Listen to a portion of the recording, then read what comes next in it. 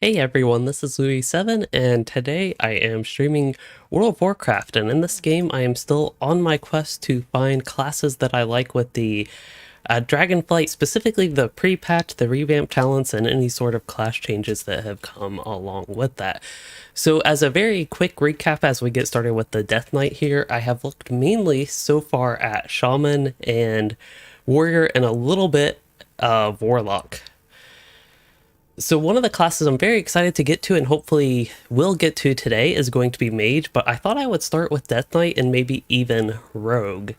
So with Death Knight, it's always been a class that I've enjoyed, but it's a class that I also sometimes actually forget about how much I enjoy it. So I did want to give it a proper test, and we'll probably just start with what I have here.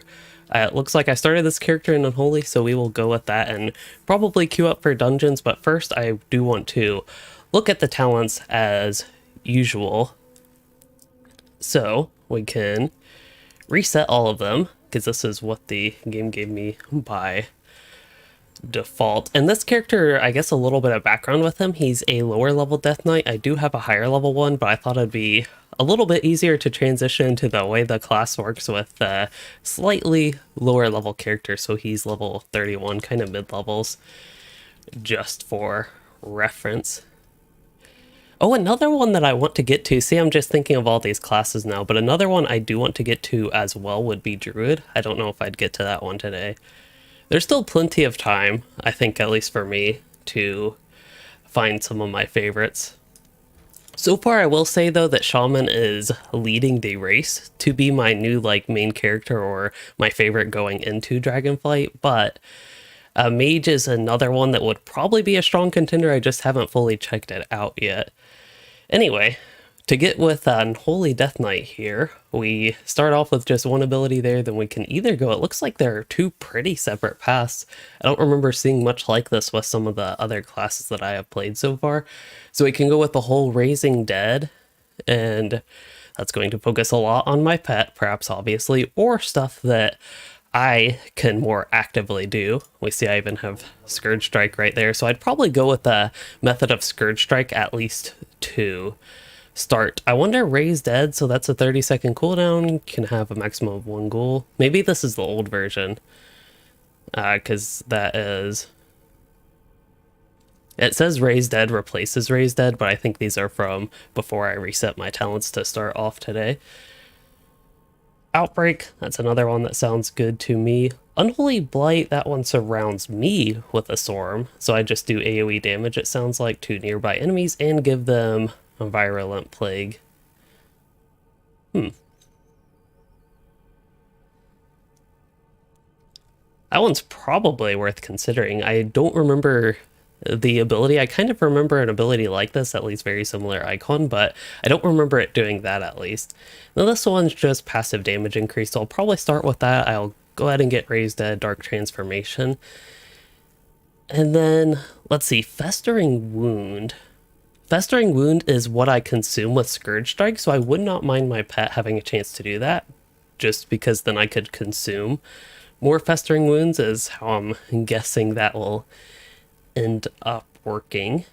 And then maybe after that, get 1 point in Runic Mastery, just to have more runic power, but we will see with that later on. And then we have a whole bunch of options here. There's also Apocalypse. Maybe I should consider getting Improved Festering Strike just so I can get Apocalypse here. We'll see if I end up wanting that. The only problem with it is it's a really long cooldown ability, so if I can get something that's a little shorter cooldown or something like that, more active than even a minute and a half cooldown, I'd probably opt for that choice. Okay, Festering Strike, so the ability that gives Festering Wound has a chance to, to generate one rune. So basically refund half of its cost is how I'm interpreting that. Festering Wound, okay. And then I can get Epidemic, which is an instant cast. It's cost runic power. That will cause the Virulent Plague to flare up, dealing AoE damage. I think that sounds like kind of like an AoE version of Death Coil. And then Scourge Strike causes diseases to occur more quickly, or I can get the ranged version of Scourge Strike, basically. I think it actually does more damage, it looks like. Just a little bit more, but also is ranged. That could be convenient doing some, like if I plan to do landscape solo content and not just dungeons, that sounds like it would definitely be convenient. And then auto attacks, I think Sudden Doom, that proc sounds fun to me. So far that seems like the most exciting. All Will Serve is another one that's just kind of neat to have a second ally, if you want to call them that. A second, would be a skeletal minion in this case. Would be exciting, but it's more of a passive thing. This one replaces Death and Decay. Has a slightly shorter cooldown.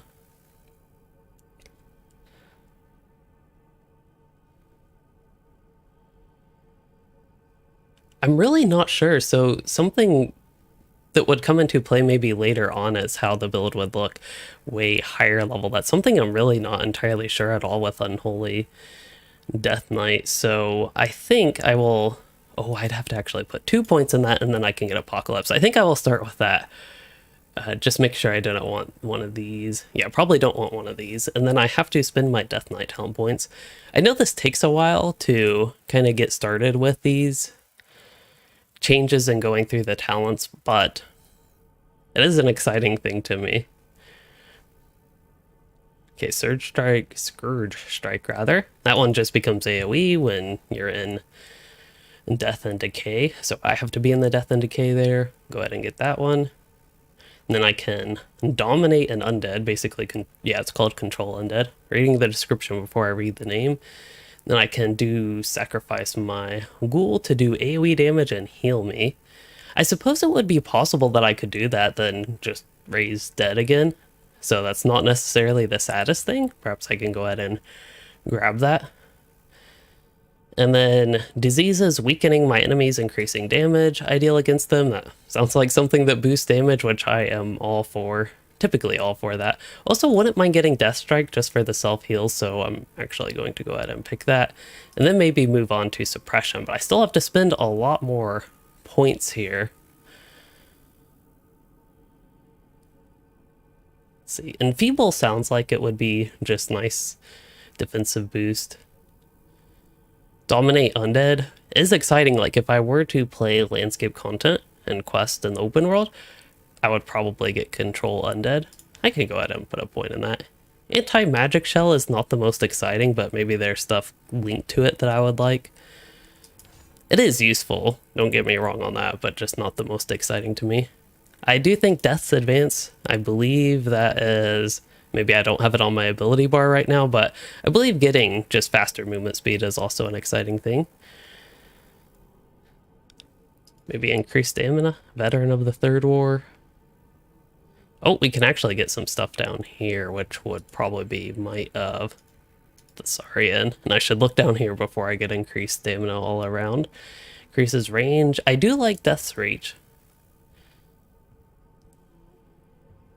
And then I think for the final one, I would go ahead and get Unholy Ground, so even stronger in Death and Decay. Let me fix that cat cam real quick. Okay, so I think that is a good starting point. I will go ahead and apply my UI layout. There's a loud cat. To my preset. I wish you could set a default, and for all I know, if there's still a way to set this as the default UI for like all my characters and all my specs, that would be quite convenient. So basically I don't have to do that every time, but for the time being, I have to do that every time. It also looks like I have actually lost a few abilities, but also gained a few. Raise Ally, I guess this character did not have that. Sacrificial Pact. And then I think I do have Apocalypse. And then for Unholy stuff, it looks like I have everything on my bar. So we can queue up. Yeah, this character's already set up for a Lich King dungeon, and that sounds fun to me. So I will start off with that. So yeah, this character was actually, this is even before the Shadowlands revamp. He was already in Northrend. I leveled him up all the way to Northrend. He was, I think, the highest level character that I had for kind of my second wave of alts is what I'd call them, lower level alts that are of the same classes. I already had all the higher level ones for every class on, I guess it's the like sister realm is how that works nowadays. So I already had all those characters higher level, so this was the highest one of that second wave of vaults. I got him again to Northern, so he was already naturally here before the Shadowlands level squish, and then basically didn't, well, I didn't play any character during Shadowlands, so yeah, he is, it looks like he was in Dragonflight questing. I don't know if this is the most exciting zone though. I do know I was going to like start thinking about doing Zoldrak on my Shaman. That would be another exciting one. All these zones really are exciting. I think I already did a lot of Sholazar Basin. Maybe I did not. Looks like I discovered a lot of it, but did not do the quest there, which would be a little bit odd. I wonder if I just, during Shadowlands, maybe with the level squish, maybe I just like ran around a bunch of places. That isn't a possibility and sounds like something I would do. I'm trying to look at like my quest progress. It looks like a lot of these zones I don't even have any chapters according to the map, at least. I don't know if I have done some quests or just none. None of the quests on a lot of these places. But there's a lot of possibilities for me to travel to.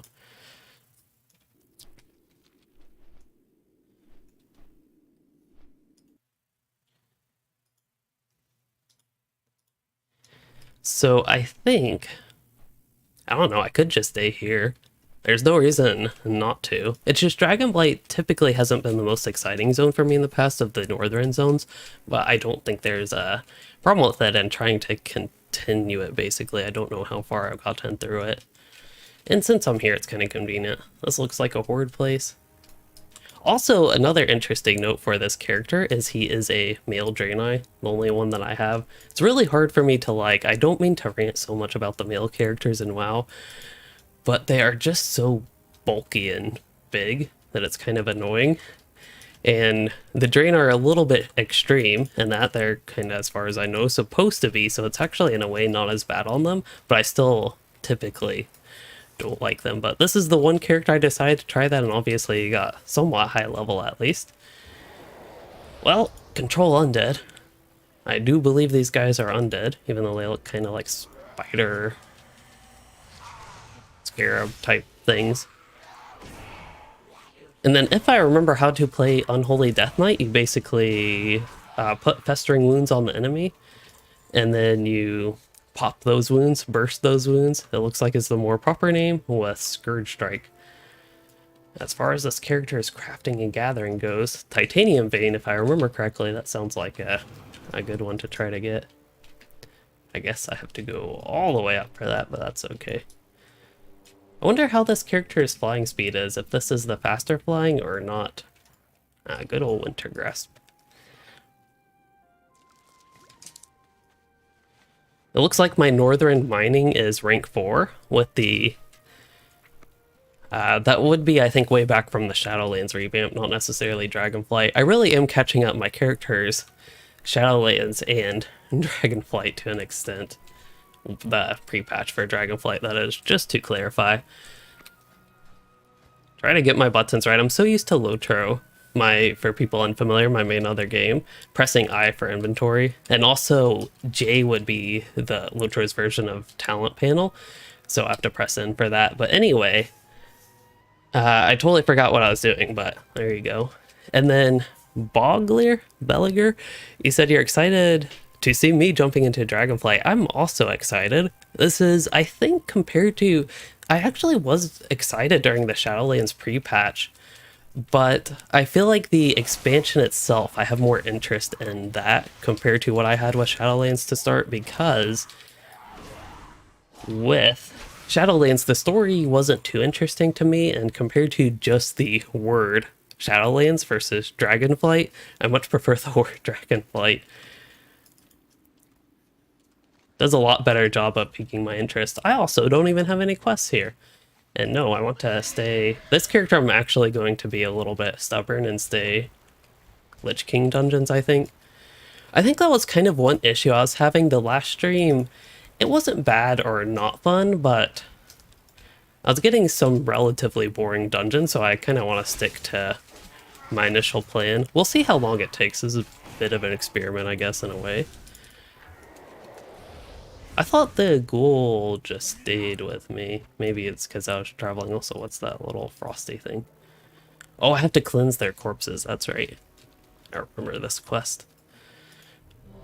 Oh, see, we're rewarded for just waiting a little bit longer. Also, what's up with Apocalypse? Oh, I have to actually put some festering wounds. Okay. I forgot about that part. It's nice that they have your cursor just change to the cleansing. Oh, I guess I didn't even cleanse. I guess I skinned them instead. But anyway, I like that they changed that to the cleansing, so you don't have to worry about the item. And it kind of reminds you that you have to actually click the corpse. Oh, of course, this one I've run. Maybe I used to always queue specific dungeons. I wonder why I can do Burning Crusade. Maybe somebody in the group, but I used to always queue specific dungeons because then I could pick and choose like which ones I hadn't done. But it seems like, at least in Dragonflight, maybe Shadowlands or sometime before, they made the random dungeon reward a lot more rewarding. Because back in the day, I didn't really feel like it was necessarily worth even choosing that. Also, I should probably organize my abilities at some point and have a better idea of what is laid out where.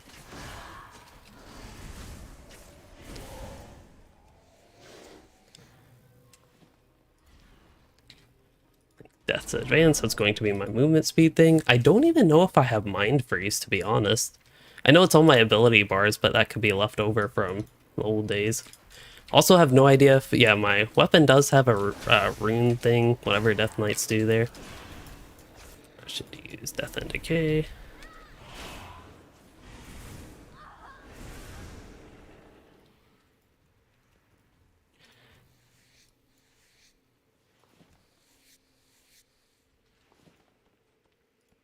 At the very least, this is going to be lucrative for my skinning.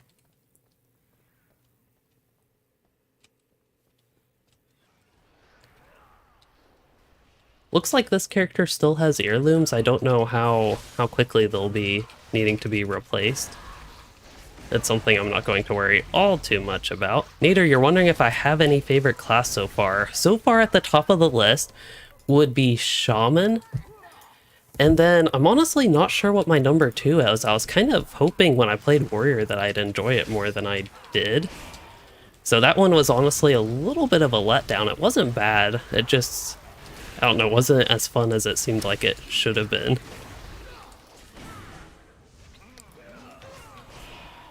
So I'm still guessing that Mage will be in the top 3 or 4, hopefully.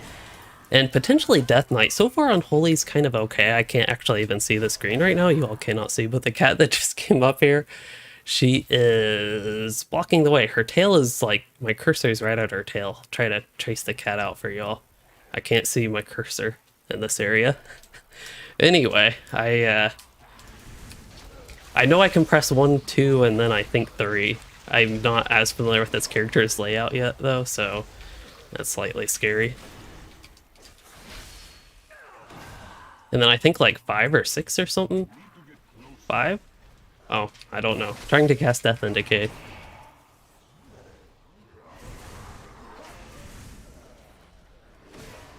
Fortunately, I think for dungeons it doesn't really matter that I can't even see my ability bar. Oh, I just moved Death and Decay. It's Shift 1, that's right. So yeah, that's the short list of Shaman is at the top so far, but I anticipate when I get to Mage that it will be decently high at least.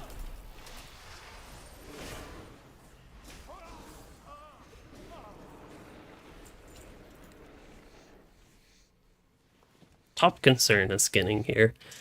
And then Richard, glad you've been enjoying the content. I do intend to keep it up. That is indeed the plan, at least.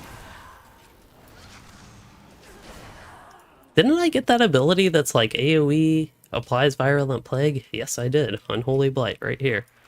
Maybe I should put that at Shift 2. Slightly longer cooldown AoE. There we go. The damage is indeed stacking up, and, well, we pulled the boss, but it was doing things. And then I also have this dark transformation thing that makes my guy stronger. We're slowly learning. Oh yeah, and I have that really fun ability called Apocalypse.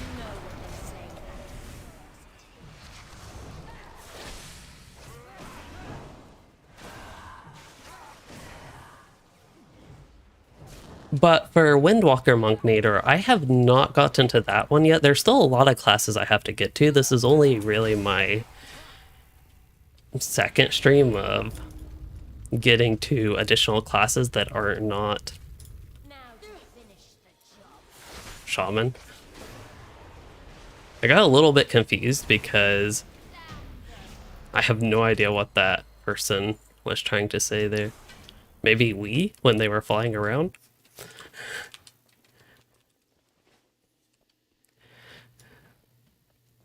That's a lot of imps.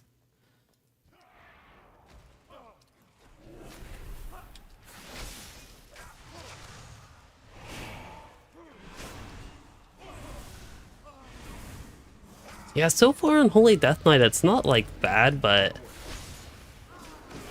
perhaps it's because I'm playing a lower level character. I feel like I remember it being a little bit more fun somehow. It could also be just the dungeon. The content here is very trivial, I will say. Based on my experience so far, low-level characters are like very, very OP in dungeons with the way the scaling works. So would guess that we have like 3 characters that are level 15-ish, somewhere thereabouts, sort of. I would guess they're pretty much carrying this group.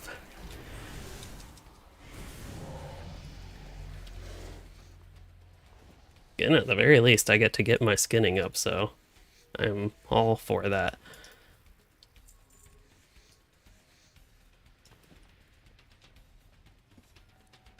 But yeah, Windwalker Monk could be interesting. It's just one I haven't gravitated towards so much in the past, but I don't think it's been bad. I was honestly not the biggest fan of I think it was their mastery, where you wanted to just alternate abilities, never repeat the same ability twice. It didn't make the gameplay feel bad or anything like that, but it just felt weird to me, is how I describe it.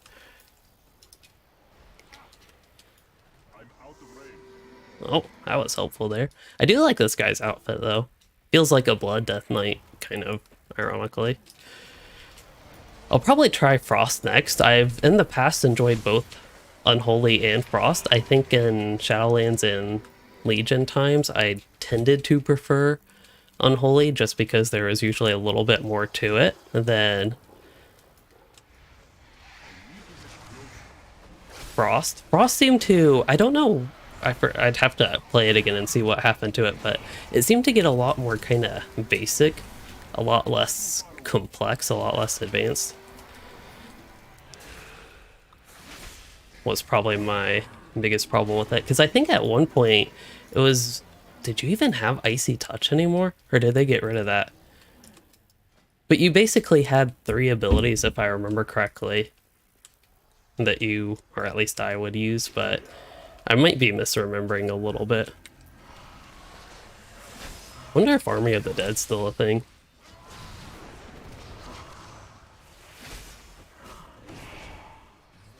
I should also probably be a little bit better about my Death Coil usage.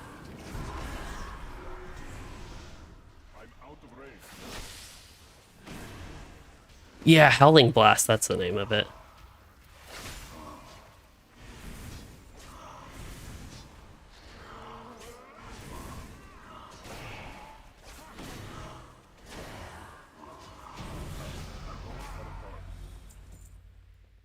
But we'll see what it's like here. See the changes, see if it's fun. Oh yeah, the quest. Acting like I still need to do the quest. This character has mail.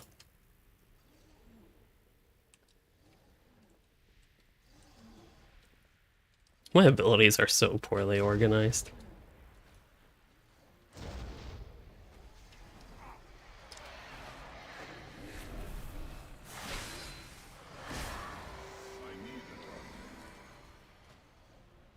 looks like I got a Death Knight talent point. I would guess at this point I was going to either get increased stamina or Death Pack. Death Pack just always feels weird to me. I mean, it seems to be entirely useful, but then the absorb incoming healing up to 30% of your max health. That part. The thing that basically balances the ability is the part I of course don't like, and then that's all that I focus on instead of the beneficial part. So I think, yeah, maybe I'll get improved Death Strike. That's good.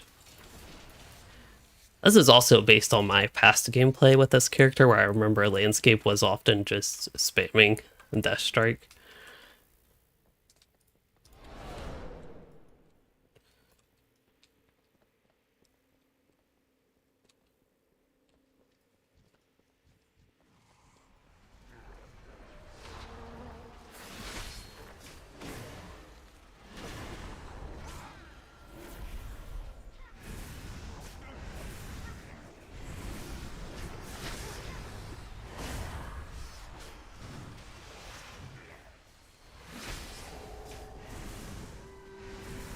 Should have probably used the thing that consumes those festering things. Festering wounds.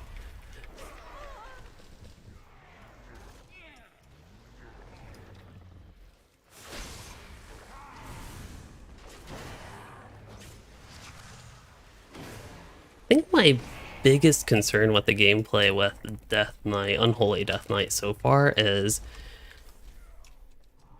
the, I guess, lack of runes. They just don't seem to have very favorable regeneration. I don't know if I should necessarily expect to always be able to spam the abilities Festering Strike and Scourge Strike, but maybe that's what I'm focusing on too much and not Death Coil, basically.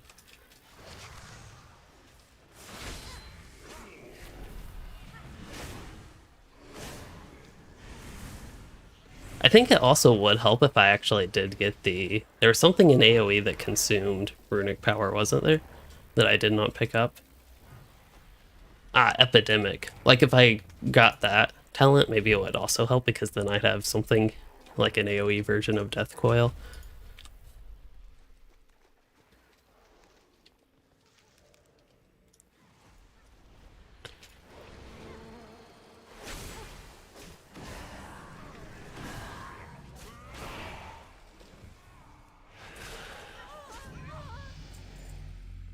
Oh, a couple level ups.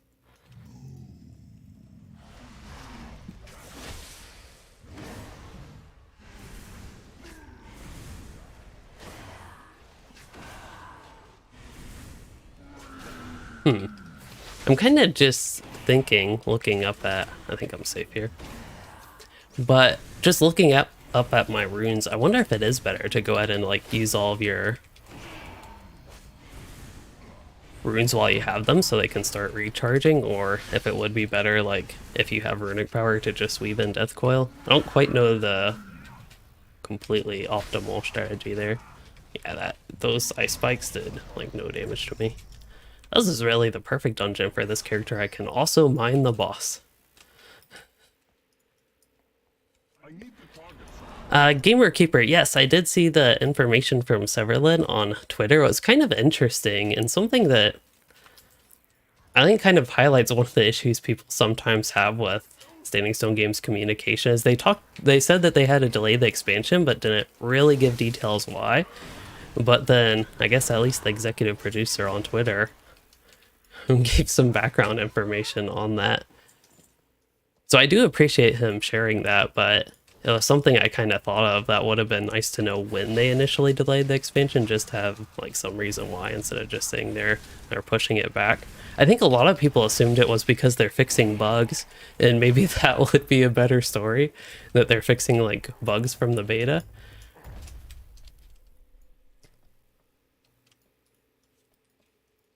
Wait, did they need another tree for a quest or something? I don't know.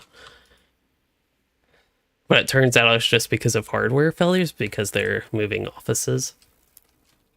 I was aware of that they were going to, or either in the process of moving offices, but yep. So for you, Belfast, you said the Unholy Death Knights feel nice since the pre-patch came out with the talents. Yeah, I feel like some of my concerns would be addressed just by being higher level and having more talents. I actually chose a lower level character so I could kind of get used to the gameplay at a slightly more entry point compared to my higher level Death Knight, but I think in the case of Unholy at least, I would definitely prefer to play my higher level character. I also have to remember how to play in the first place. Like I keep forgetting about that. Oh, I don't even have my pet out. Well, there you go. I also keep forgetting about Apocalypse. It is a 1.5-minute cooldown, but it's something I could be using. Don't really remember this knockback, but maybe it was always a thing.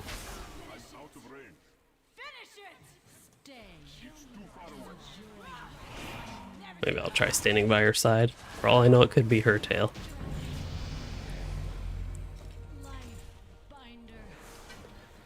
Anyway, good dungeon. Got a couple levels.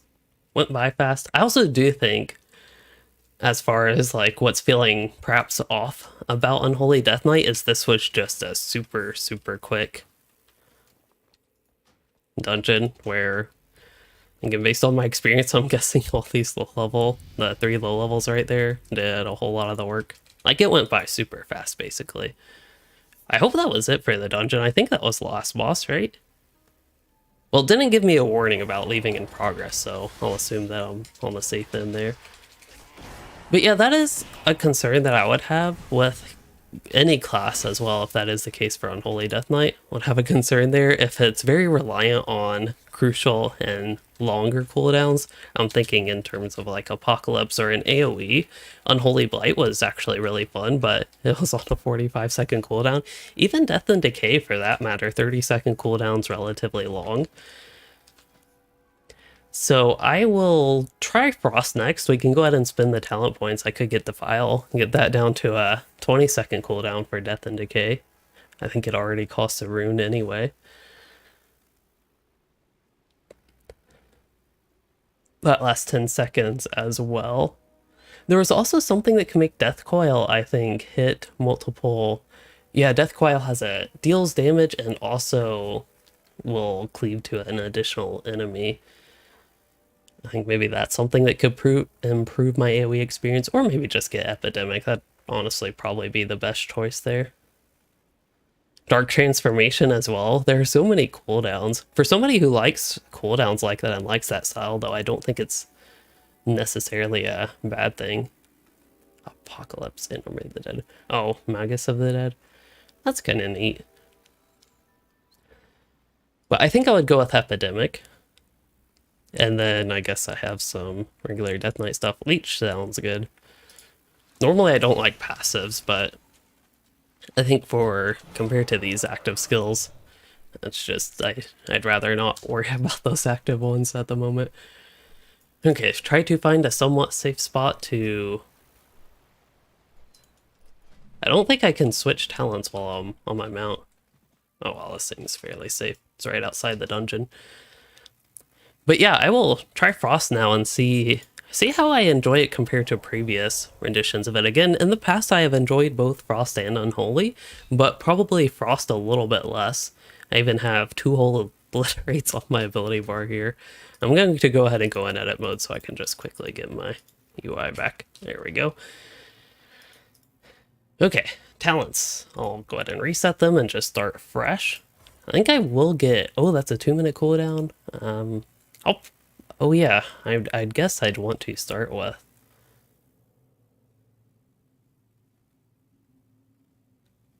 Obliterate hits an additional enemy when I'm in Death and Decay. I'll probably want that, but I'm also guessing for Frost I would tend to want to stay on the left side, but we will see. Okay, so Frost Strike, that seems pretty obvious that I want that. Obliterate as well. Rune Strike. I don't even know what Rune Strike is, to be honest. I guess it's a very low level thing for Death Knights. Howling Blast. This is laid out kind of similar to Unholy Death Knight, where it's very split left and right to start. Okay, Rhyme, that's just Obliterate, has a chance to, yeah, proc for Howling Blast. I'll go ahead and take that. And then we can get an AoE Remorseless Winter to just do AoE damage. I think that is going to surround myself. And then also auto attacks can make next obliterate, critically strike. Then I can get either increased damage on Frost Strike or increased maximum runic power. And also, damaging an enemy with a runic power ability increases my strength stacking. Okay, so that sounds like it's something that I kind of want to spam, or at least use Frost Strike 3 times in a row so I can get that, and then maybe maintain it. I'm guessing refreshing it would give it another, would, yeah, help maintain that. So moving down, Pillars of Frost, I mean, I suppose it would be good, but it's another minute cooldown ability. Frost Scythe, I believe, is like the AoE version of Obliterate, or... Oh, when you get Killing Machine, that's when you want to do it. Not necessarily AoE version of Obliterate, unless there's like a ton of enemies in front of you. But deals reduced damage beyond 5 targets. Yeah, I would guess. Well, actually, it costs half the runes, only 1 rune. So maybe it's okay in AoE with like 3 or 4 targets. But then if you have like cleaving strikes to make Obliterate hit 1 more, it's like twice as effective. Howling Blast damage. That was a lot of damage for Howling Blast. Oh, do I want one of these? Chill Strike. Wait, deals frost damage to the target and reduces movement speed. I think that is definitely more than Obliterate. Oh, it's called Chill Streak. It's got a long range, and it bounces up to 9 times between close targets. That sounds pretty strong. So for you, Belfast, you're saying that you think the rotation is similar if you have a damage over time, a strike that builds stacks. Oh, and another attack that eats stacks, and then a rune power consuming ability. Yeah. Someone's a Frostwhelp, that sounds exciting. Okay, so it adds like an AoE, frontal AoE damage to Pillar of Frost. That's the way I'm kind of reading that. And then it can get me mastery for each enemy hit. This also, when Pillar of Frost expires, I still get strength for an amount of time. And that effect lasts longer if I use Obliterate and Frost Scythe and get crits with them.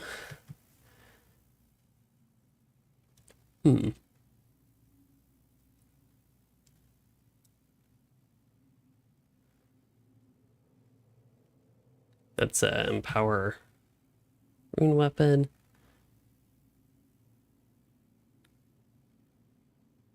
I don't know if I have Empower Rune Weapon, but maybe you get that somewhere in the left here. Death Knight overall.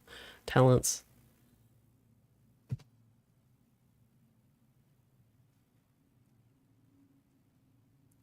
I gain Rhyme. Is Rhyme the... Yeah, Rhyme's the one where it increases. Is a proc for... What's it called? Howling Blast. Oh, and Glacial Advance. That's going to be one that... Okay, it sounds like an AoE version.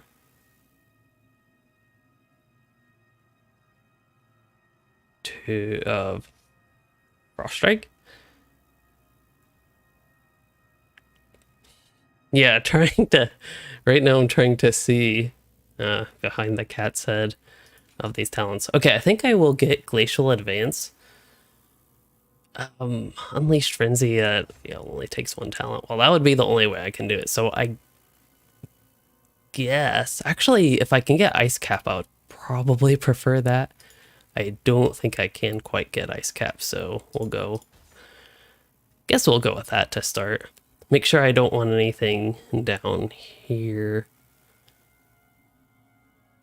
Yeah, I think that's okay enough for now. We'll get... I think Death and Decay would be worth using, right? In AoE? Maybe, although it's only once every... I'm not actually sure I want to go that route. Good evening, Bella.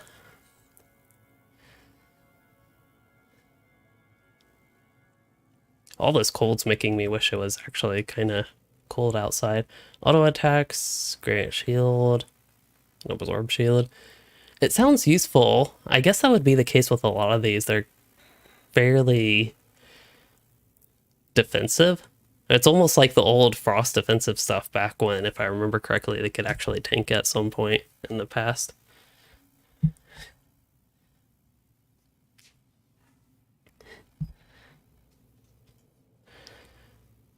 But it seems like, well, actually, I don't know. There's like critical strike chance down here. Maybe just for something different, I'll quickly, like, do I want Death Strike though? Seems like that could be useful to have a heal. So I will go with that for now.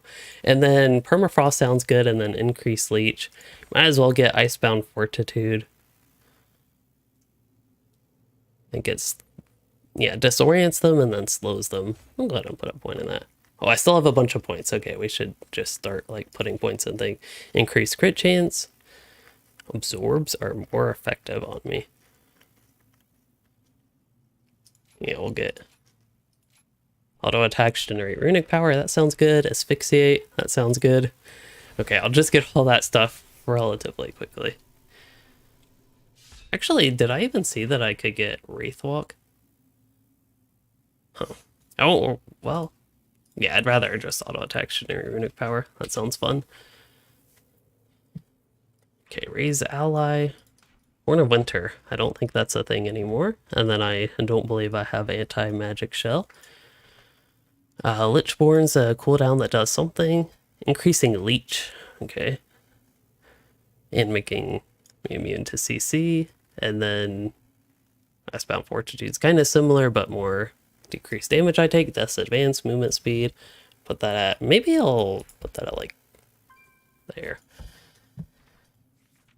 Blinding Sheet, move that up. And then I think Glacial Advance I'd want at Shift 1 as an AoE. And then I really don't have that many abilities. I do think I'm missing one though, Howling Blast. For some reason I didn't have that on my ability bar. So maybe I will, I don't know. I'll try something like that for the organization of my abilities. There's really a lot going on here though, so we'll see how that works. Might move the taunt off my keybinds for now. And then I think we're good. Go ahead and queue up for a dungeon. I'll try another random one, but hopefully we get a higher level one. Take a moment, pet the cat. Oh no, Bella, your hot water heater in your apartment has died. Oh, 40 years old, wow. That sounds like an old water heater to me at least. But hopefully you can get that fixed and have some hot water.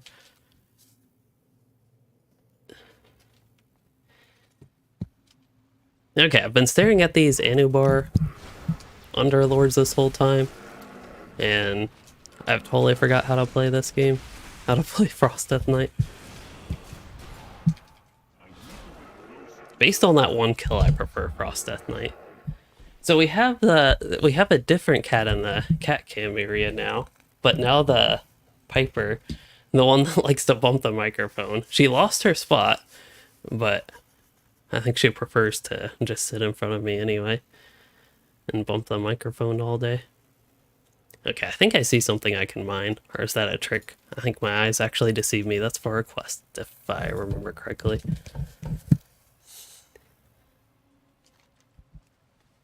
Albino Drake, that seems pretty decent for, like, it looks like a Frost Drake. It seems pretty decent for Frost Death Knight. Alright, and then we have quest here while waiting.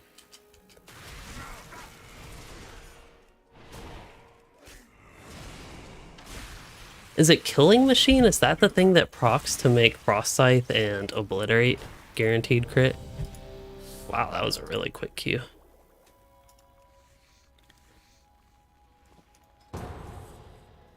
This one looks different at least. Probably another one I can do a bunch of skinning. Oh, they already defeated a boss. Oh, the Oculus. I have to wonder, just because of the way this dungeon is, if like people had no idea what to do. It was indeed a deer. It could have been an elk. Yeah, actually it was an elk, but I think they're pretty close. I don't know that they're the exact same thing. Like maybe technically slightly different. But anyway, it needed to be cleansed. It was infected by probably the plague. Also, hope y'all don't mind that I'm just here skinning. Like, I'm getting these rare Arctic furs. I think I've gotten 2 of those today. I don't know if they're any valuable anymore, but I just like I can't not if they're here. Oh, hey, I have a quest turn in. Did I actually only get this far in this dungeon? And then, like... You need something? See you later. Also, I forget which one. Do people usually just go with Amber here? Off and away. Or Bronze? Oh, that is Amber.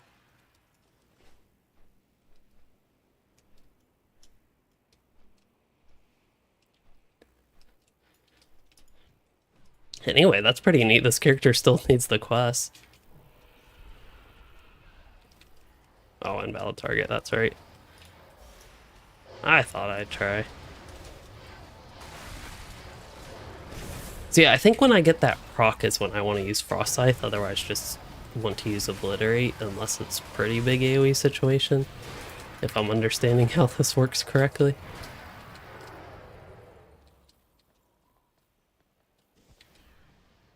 And then Death and Decay for 1 rune does do appreciative damage.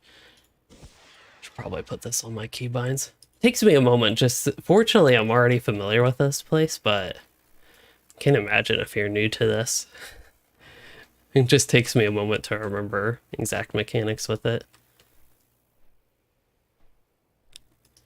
They are kind of, they're more, I would say, they actually are called mechanical. I would have expected that they're more magical than mechanical, but they're arcane golems, I think would be technically what they are. I forgot that I got Glacial Advance. That's a bit of a help with AoE. Actually, I'm not sure that Frost Scythe is ever worth using in AoE, because I could just use Howling Blast instead. Wait, Howling Blast is instant with no cooldown? Or that's probably just because of... I thought I put this on my skill bar. Try that again.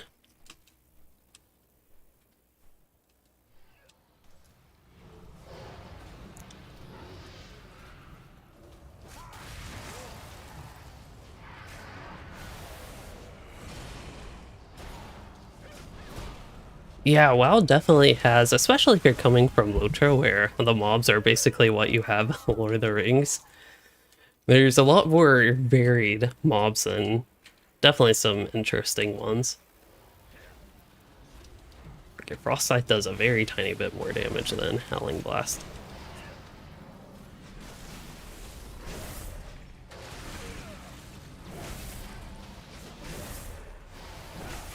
I get to spam it more. I guess that would be the good thing from a fun perspective.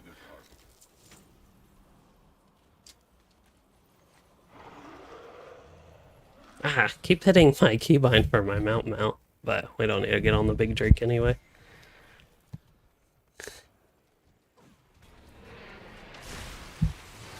You know, when this cat does her streams, I should just bump her microphone the whole time.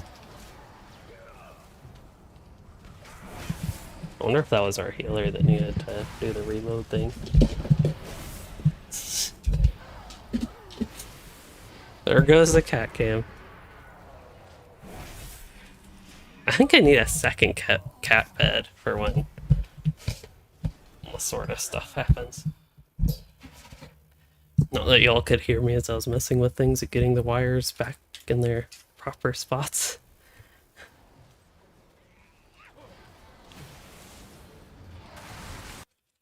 Uh-oh, what did I do? Oh, I just clicked outside the game.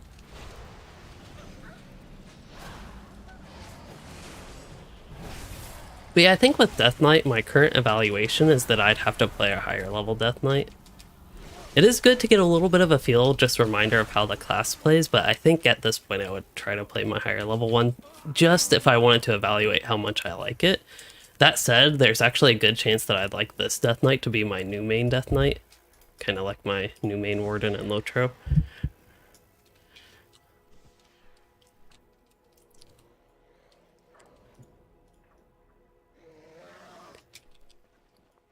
Oh yeah, I got some loot from the previous dungeon.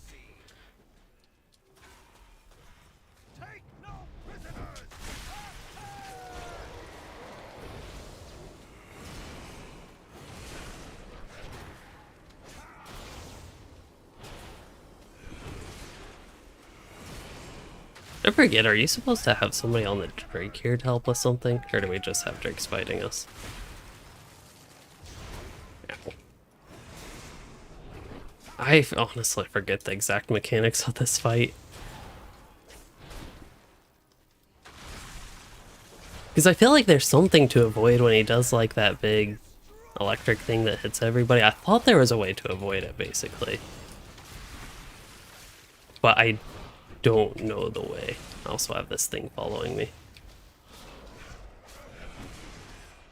I'm also not sure if I want to have increased incoming damage.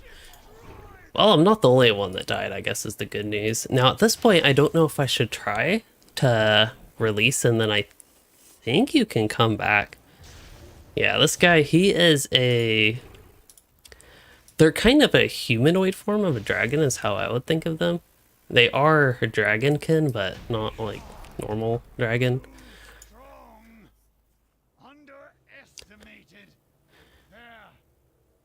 Yeah, draconid. He is Azure Lord of the Blue Dragonflight, though. Alright, who res me? I'll just give a general thing then.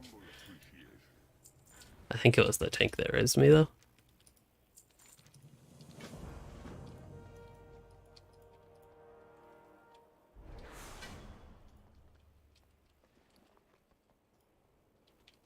Wait, can I not get anything from the mage table?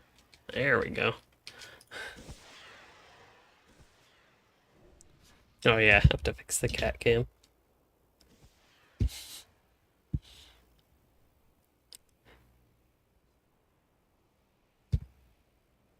She's like watching my arm move.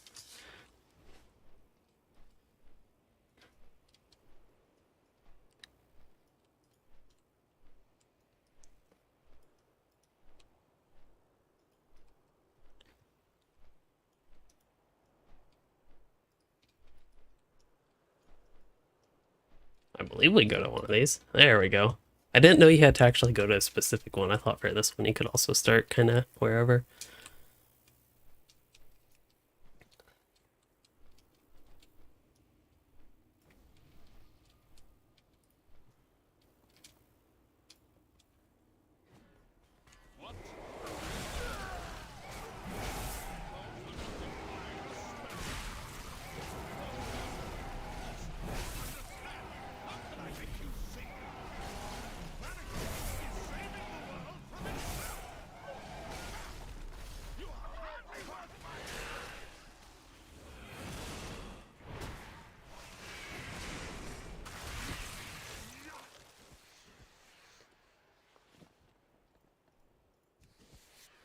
Wow, you get to skin these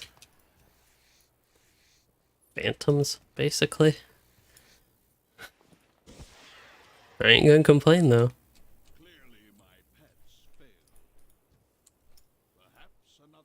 Oh no, a cat in timeout.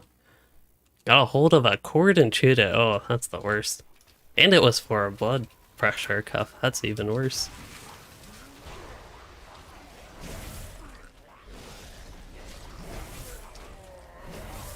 Hunters with a whole zoo. That sounds like that warlock that had a zoo of imps, and then when you use Apocalypse and Army of the Dead for an Unholy Death Knight. Hunter's been a kind of weird for me. I forget about, like, they're just all these classes in WoW, kind of obviously, but like when I'm trying to plan out what I wanted to play today, I was like, okay, Death Knight was already on the list, so I'm like, maybe I'll try Rogue, and then I know I want to get to my Mage. But then we have Monk was already mentioned, as well as Hunter, just a class I hadn't even thought of. That I guess because it wasn't necessarily my favorite in some of the recent expansions, it's just one I hadn't thought of as much.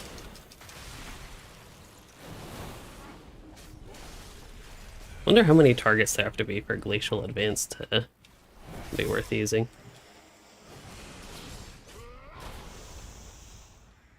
It looks like 2.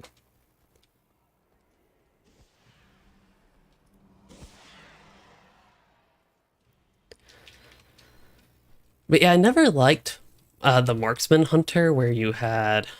I guess it's time to go down. But I never liked the Marksman Hunter where you had no pets. To me, that was like the opposite of what a hunter should be. And I think when I tried it in Shadowlands again, the character, I think I was able to have a pet with marksman at that point, which I did like. Even if the focus, of course, wasn't the pet. I did actually kind of like survival, the melee survival, at some points. For some reason, I'm thinking, was melee survival a thing in Warlords of Draenor? Because for some reason, I'm thinking that's actually when I liked it, but could be slightly off on the date there.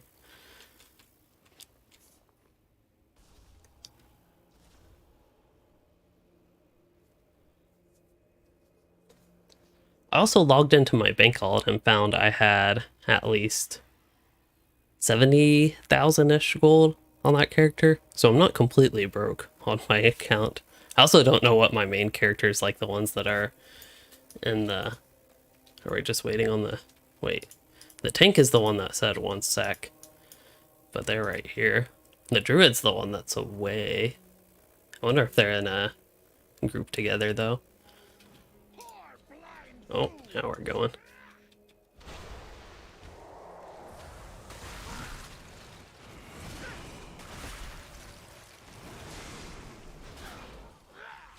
We're gonna move out of this?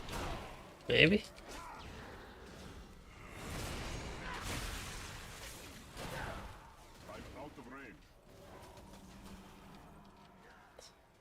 I don't know what this tank's doing, but if I ain't gonna die, then I ain't gonna bother too much moving out. Unstable energy, but worth the risk to destroy you.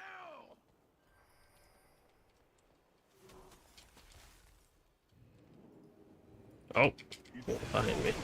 Apparently I have aggro. Got me a skull, though.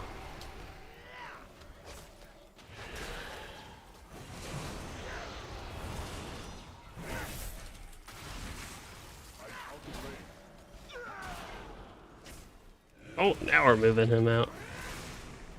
Possible that the tank is fairly new to this. I guess I'll go behind the frost here. Not ideal, but it is what it is. Belfast, you had a 1.5 million gold shirt? That's a pretty expensive shirt.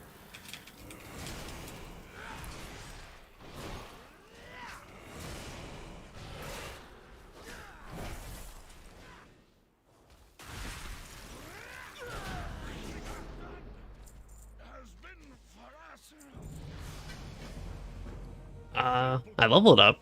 I thought for some reason, oh, other people got gear, I think that's what happened there.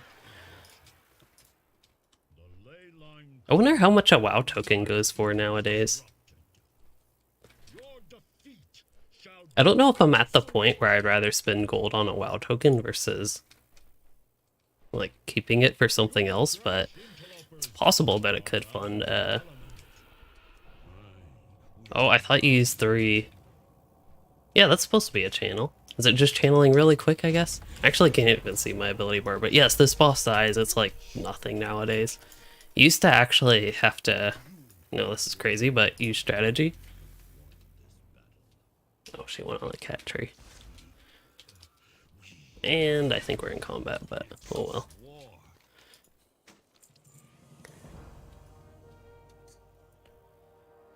Okay, I have that to open. This chest piece, I think I am... No, I'm at a point where I still can have higher level heirloom stuff, so that's okay. Gloves are an upgrade. Gloves or wrists are an upgrade.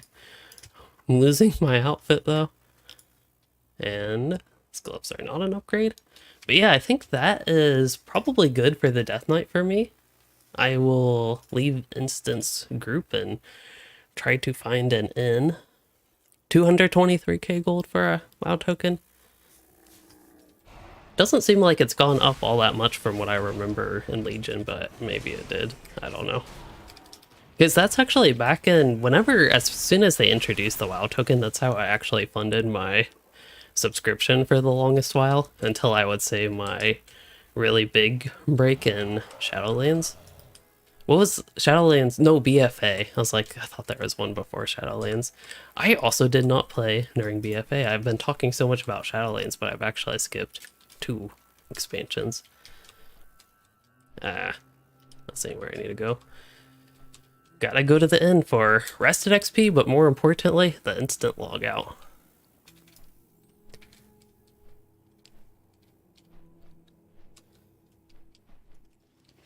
If I really do start playing WoW a lot to like keep up at this pace, I'll probably eventually get the TSM Trade Skill Master add-on again. I'll also go ahead and make this place my home. Okay, so I'm thinking next. Let's see, I have all these characters. I don't have a low-level rogue, so I will probably go with my higher-level rogue, well, my only rogue. Traditionally, rogue has been, it's actually my tied for lowest character of my higher level set of characters. Technically, I like the Demon Hunter less, though, at least in the past. But my rogue just happens to be lower level and similar with my monk. I really liked, I think it was during Mists of Pandaria actually, that I liked tanking quite a bit on the monk. I know I haven't done much in terms of tanking and healing, but I tend to prefer to play DPS, so that's typically what I start with. But this rogue's experience has been quite interesting overall, because I have liked both Subtlety and Assassination. I have never liked combat and also have not liked Outlaw. I don't even know, I might test it, but maybe not even in a dungeon. That might be a bit much for me. But for some reason, the whole shadow dance type stuff, is that where you can use stealth in combat? I don't know, something about that just always felt off to me. So I'm thinking I will start with Assassination and then maybe work towards Subtlety next. And if anybody has, maybe after we do Rogue, I can put a poll up to see if anybody has some specific recommendations that they want to see out of some options I will have. Deadly Poison, that sounds like an Assassination thing, and speaking of that, I have to do this on every character, click through all these nexts, got it, and then go there, and there we go. Now I'll have to do the same thing with the other spec. Also, what's this, Cheated Death? Nice. Sap, that's probably good. It's kind of odd that you have to pick that. That seems like such a default thing for a rogue, but that's okay. Evasion. Anyway, we should, to me it's at least more exciting to look at the talents here. Did Shadow Step, is that something? I guess I used to have that, okay. So you gain move behind target and run faster. And then this will just give you more charges if you already have it, okay. I probably want that because it looks like this stuff is going to be good, useful. Let's see, you get regain energy. That's one of the big things about Rogue that I am going to look for in talents is I hate just waiting on energy. So anything that gives me energy is going to be something I will just put points in. So that's probably going to be my focus here. So it wants me to have a poison target and increases application chance of that. Shiv increases my nature damage done to the target for 8 seconds. Where is Shiv? That is a 25-second recharge. So I attack with my poison blades. I think this applies a concentrated form of my non-lethal poison. I thought this would also, well, it says attack with your poison blade, so I'm guessing it applies the poison. Wes, you said Assassination Rogue is life, so hopefully I enjoy it.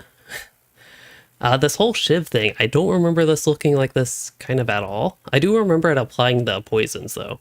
But this also makes the nature damage done against the target. I'm wondering if that means you want to use it every 8 seconds. It awards a combo point, but it seems like Mutilate does more damage.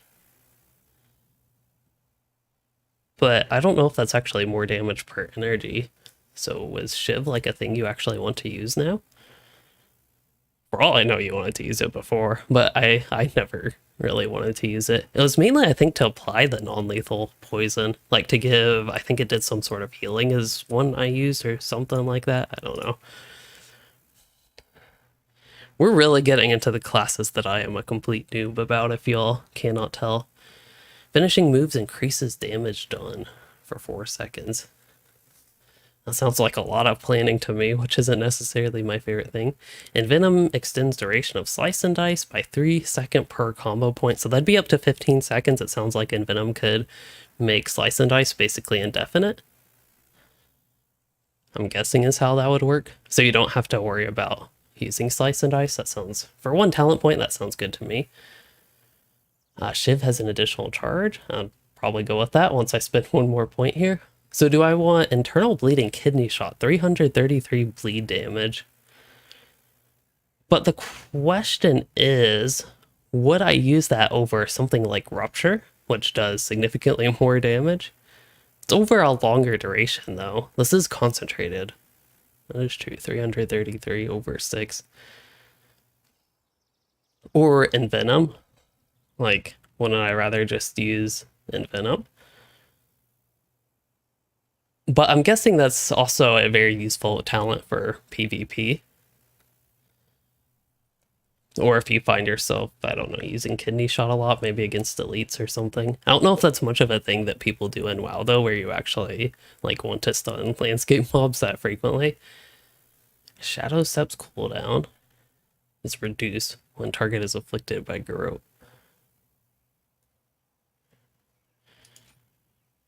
I guess I'll get Garrote and Rupture deal more damage? I don't know. So this one is Garrote deals more damage and has no cooldown when used in from stealth and for 3 seconds after breaking stealth. That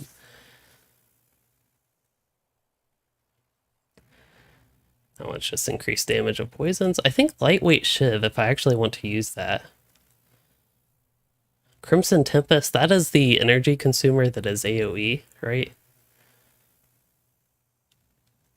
And it causes them to bleed. I might get that. Ambush and Mutilate refund 7 energy when used against a poison target. That sounds good, I think. Yeah, Mutilate definitely would want that.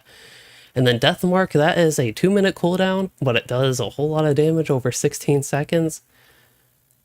And it also, wow, that sounds like an assassination thing. It's also really interesting the way this one talent opens up 4 things. It's kind of different. Okay, Exsanguinate. I actually remember liking, I think it was Exsanguinate. Maybe it's something else. It was in Subtlety though. So it was not an assassination thing that I liked kind of way back in the day. It was a bleed that you just kind of stacked on the enemy. But this one is a 45-second cooldown that just causes bleeds to bleed faster. I don't know that that would be my favorite. So I'm guessing this right side, like if I'm going to ignore a side, it's probably going to be this right side over here. It seems like there's a lot of like from stealth and also 3 seconds after stealth theme here. Also, the only reason I'm not putting stuff in the AoE things over here is I do want to check my other options first. Increases. Ooh, I like the idea of ambush and mutilate. Can make my next ambush free and usable without stealth. I do like the idea of blindside. I just won't be able to get that quite yet. Shiv deals 500% increased damage and no longer costs energy. Is that a real thing? Am I reading that right? That's going to require this talent or systemic failure. I really want that one, I think. And then amplifying poison, each strike, and Venom can consume 10 stacks, max 20 stacks, so that sounds like a lot of work. I guess Venom duration increase, because if I remember correctly, then Venom duration like increases the poison application chance. I guess I might as well get that. And then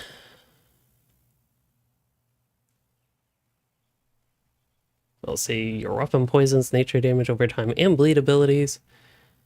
Deal 1% increased damage to targets for each weapon poison. Nature damage over time and bleed effect. Okay. Sounds like a big thing. Like if I want to boost my dots, that really seems like what's going on here. Mix of poisons and bleeds. Wonder if amplifying poison is good. Like, what would be my other option? Just deal damage over time, it sounds like. And then I think these are my, like, non-lethal poisons. Or how does that work? Oh, that's a lethal poison. That just 40% chance to instantly inflict 29 nature damage. This one's to do damage over time and then deal instant damage. Crippling poison is non-lethal. This one is lethal to do damage and reduce incoming healing. So I'm guessing the lethal poison I'll want to use is deadly poison. And then I don't yet have a non-lethal other than crippling. Okay, so Wes, you were saying amplifying poison seems really weak opposed to deadly poison. It just seems like a lot of work to me. Maybe, I guess it would work out mostly passive, but it does 29 nature damage and then has an amplification where Envenom can consume that amplification for increased damage. But I think I like the simplicity of deadly poison. Plus it's a damage over time, and I know a lot of this stuff benefits damage over time if I do go that method. I guess it really depends. Maybe we'll get Crimson Tempest. Main thing with Fan of Knives, if I remember correctly, it cost a lot of energy, so it's kind of hard to use frequently. And then I want to make sure I either get 2 points in this, or, well, I guess I'd get 2 points in this anyway. To get, if I want to grow, increases the damage of Ambush and Mutilate. But just double checking that, like, maybe just increase the damage of poisons, I don't know. Maybe I'll get improved growth. That seems good as well. I don't know, there are a few different exciting things here. Yeah, I'm not sure about PvP. I know I won't be getting to that, at least I'm not planning to. Maybe if this series keeps going on and I like just don't buy Dragonflight, maybe I can do PvP on the low level characters. But my intention is to get Dragonflight at this point at least. Well, I might, to be honest, wait a little bit after Dragonflight is out just to see what it looks like. Normally I don't want to spoil things like that, but because I haven't liked the previous 2 WoW expansions, I'm just naturally a little bit hesitant to like pre-purchase it, essentially. Okay. Sure, non-damaging effect of poisons. Cloak of Shadows. Yeah, I'm guessing for me, Gouge. Oh yeah, that thing. That also seems like such a default rogue thing. But I'm guessing I'll want this stuff in the poison area. Energy cost a faint and Crimson Vial, sure. So this is a non-lethal poison that reduces enemy damage. That seems like it'd be useful. And then this one can slow their attack and casting speed. I think just raw damage reduction. I'll start with that. Wound poison. Oh, I could actually stack twice now. I probably won't worry about that. And then I do need to spend another point, maybe blind. It's a decent crowd control. Oh, and I need one more. I never liked Faint, to be honest. Yeah, I think I'll get Cloak of Shadows if I had to choose one more. Tricks of the Trades. Redirects. So that sounds like a lot of work with the redirect threat. Enemies have reduced damage and healing. Okay, after blind. I think Shadowrunner. Increase my movement speed. I'm all for that. Reduce cooldown of sprint. There's some exciting stuff. Another charge of Shadow Step. Abilities with stealth, subterfuge. I think is how that one would be. Okay, cheat death. That's a very easy passive one. I'll probably go with that. How many points do I have left? 6. Increases the healing of those things. Movement speed increase. We'll go with that one. Increase damage of my poisons. Anything to increase damage always sounds good. This also increases critical strike chance of attacks that generate combo points and increases maximum energy and energy regeneration. That's what I like. Oh, I was wondering about leeching poison. I thought that was an actual poison. Maybe it used to be, but now it looks like it'll be passive to my lethal poisons, if I get that.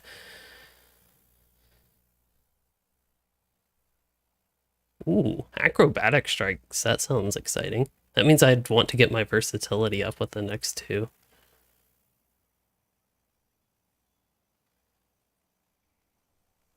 Yeah, I think that's fine with the remaining talents. We'll see how this works, but it's actually a bit exciting. Even though Rogue has traditionally, at least before Demon Hunter came into existence, probably been... Actually, Priest. Priest was less played than Rogue, to be fair. Okay, so I don't think I have that thing that Ambush can proc to be used out of combat. Wasn't there something here about that? Oh yeah, they have a chance to make my next ambush free and usable without stealth. I also don't think I necessarily want to be stealthed here. I also would like to see the monitor, please, cat. She is in the way again. The cats have switched places again. Like, if they just hold their ground. For all I know, Piper bullied Lexi out of the spot. She likes to do that. Anyway, we can queue for a dungeon, miss a Pandaria, that'll be just something different. I am at this very hectic Kunzin village. I don't even think I have a quest here, but it's a good spot to fight things. A lot of AoE options here. I guess I should check my skill bar, my spell book. There's, yeah, I was going to say a decent chance I'm at least missing some stuff. This death mark thing, this might not be the best mob to start that off on, but I think something about bleed stacking twice. Death mark worked. That's my conclusion. No, I don't have skinning on this character. Okay, try a more normal fight maybe. Can't pickpocket. So the question is, do I want to start off with ambush and then I can just use grow out of stealth? It'll have the extra stealth damage, say. 751. I don't know if that was 751. And it also sounded like I wanted to use Shiv though. And I already have a dungeon, wow. I also want to use Slice and Dice, I think. I also want to not die, preferably.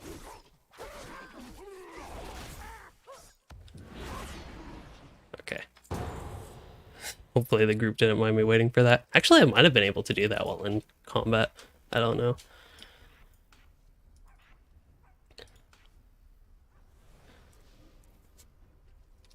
How's this character's inventory? Brothers, dispose of these insolent outsiders. Locked. Oh, requires lockpicking, okay. Oh boy, now I have to try to play this character in a dungeon. I don't even know Fan of Knives, okay. I'm gonna try that for my layout.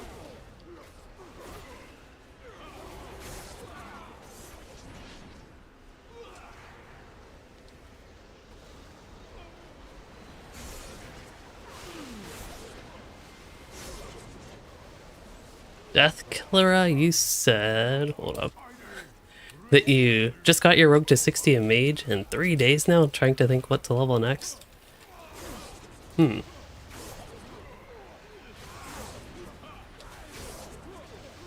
Wonder if I should use Slice and Dice.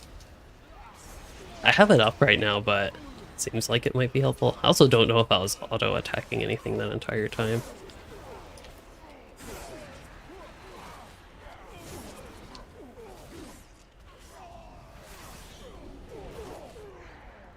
Well, we cleared that out. Yeah, for me, Shaman would be my... so far, my top class. I don't know if that's one you like. Approach your day. Come to me, serpent. Together.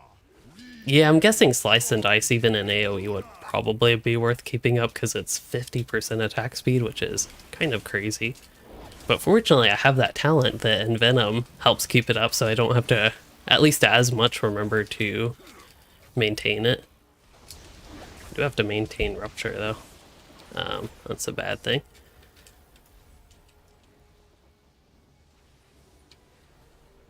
Didn't I say it was worth using Shiv? At least it seemed like it was, because it would increase my poisons or something for a duration. Oh, that puts me in the bad stuff. Oh yeah, we have to... wait. We're not? I totally forgot how to do this dungeon, clearly.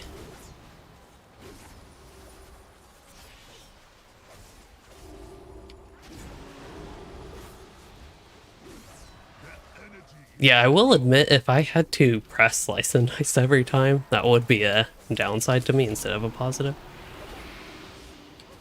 No, no, do not fail me!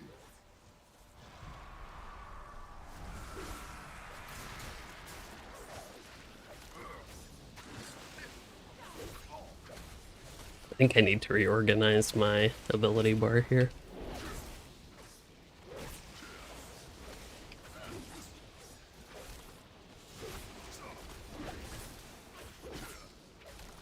Doesn't seem bad, but it's really hard for me to get into the flow of a class that just has combo points and energy. It takes me a moment, so I think I'm going to move my movement speed stuff up to the function bar and then my AoEs here.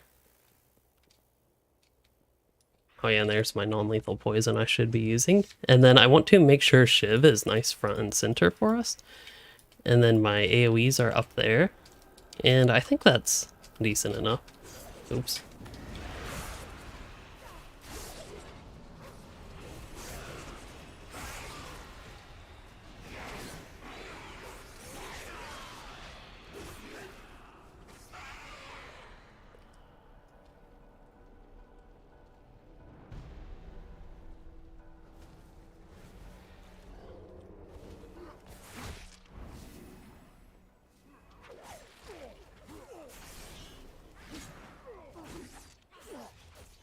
Oh, I was like, why is that hunter in melee? But they do have a melee spec now, so there might actually be a good reason.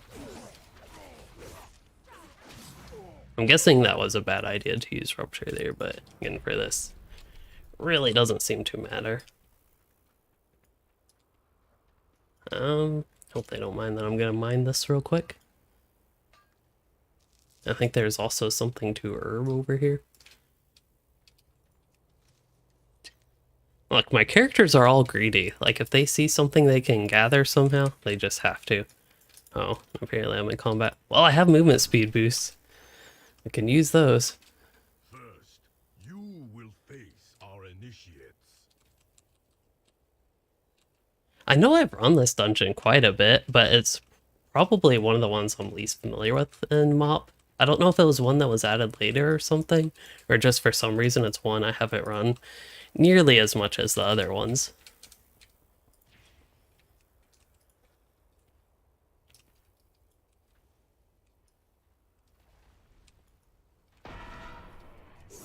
Oh, pressing the wrong button again.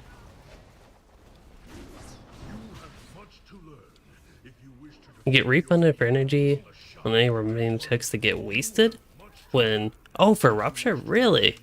That actually... I didn't even look at my talents enough, I guess, to know that, but that's actually very nice to me. You have much to learn if you wish to defend your people from the Shah initiates. Stand aside. I guess this is nice. You have bested our most junior of students. Now you will face two of my most senior. Oh, if the enemy dies with Grow or Rupture, you gain energy based on remaining duration. Okay. Flying snow, fragrant lotus, step forward.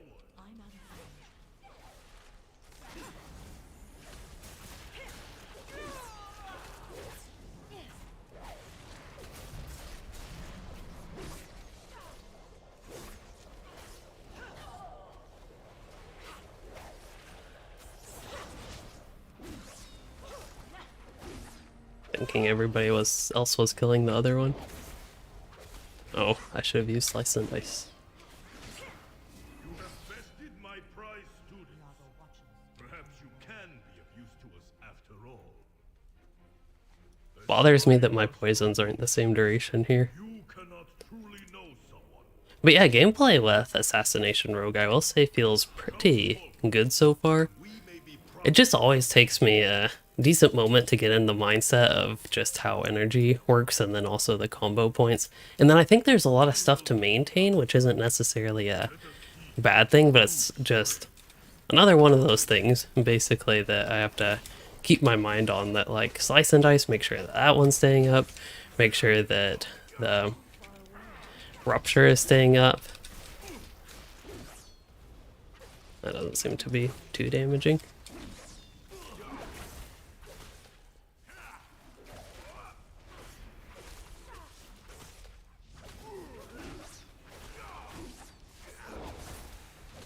But yeah, still overall, I like the overall theme going on with Assassination.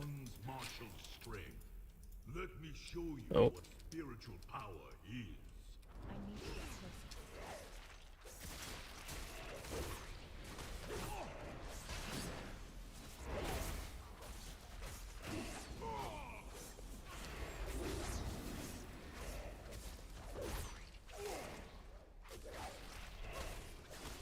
Oh, wrong ability. Oops.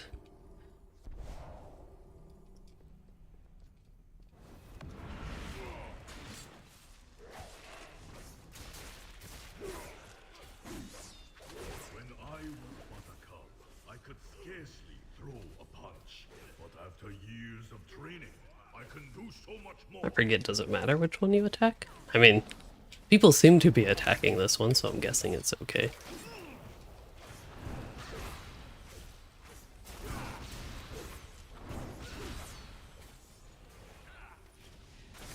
I have something that heals.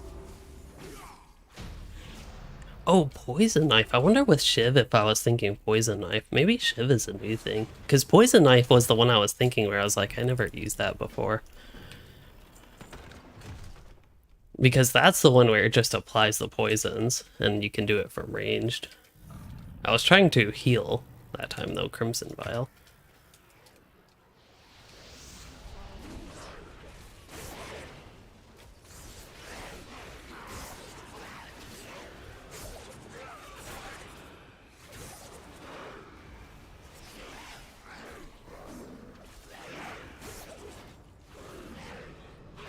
I honestly think AoE is where I have the least fun though with Rogue.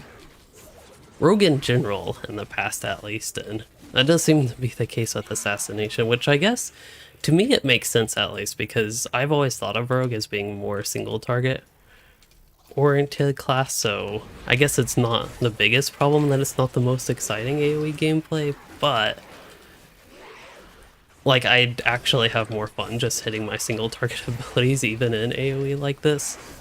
So I don't know if that is necessarily ideal. Suppose it's also because I'm like using Crimson Tempest, and maybe it could even be worth using considering Rupture, especially considering I get that refund and also Garrote, so maybe I shouldn't even spam Fan of Knives like that.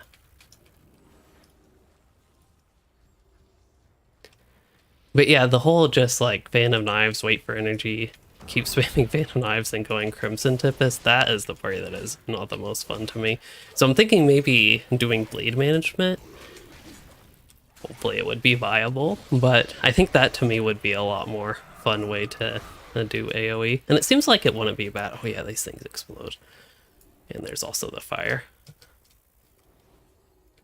But to me, that would be a lot more fun way to do AoE, and it seems like it would be okay because you get refunded the energy. Like, if I use Garrote like that, Rupture, I'll get refunded energy that I can just keep using.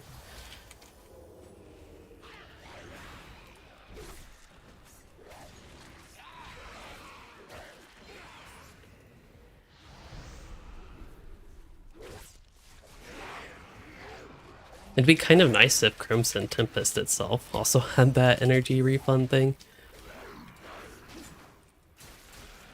Do you need to put up Slice and Dice at some point?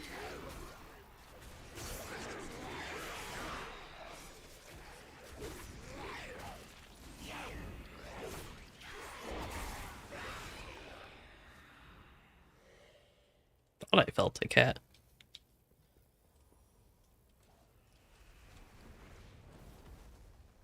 Got a lot of stuff in my inventory. I wonder how my weapons are. It looks like actually weapons are pretty bad. Because I think this was a character where the whole Shadowlands level switch kind of messed up my weapons. But, because yeah, I used to have these level 45 ones equipped. But then the character got lower level than that. which is kind of funny, but not good. So I think that's one thing going on with my weapons. Gear, otherwise, I think I'm pretty close to the cap of the heirloom stuff. Also, I have Death Mark. I haven't been using that, so let's use that. Oh, I accidentally used Rupture again. That's okay. One thing that would be fun with Slice and Dice is if it also gave you like double energy regeneration. It seems like something that would, I don't know, maybe make sense with it.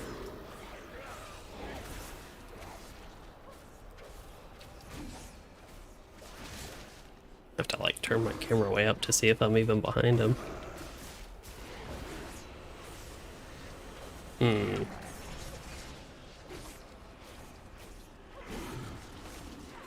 Yeah, I thought I remember that. That's actually one of the reasons I brought it up, or one of the reasons I thought of it was that I was like, didn't that give energy regeneration? I don't remember reading that.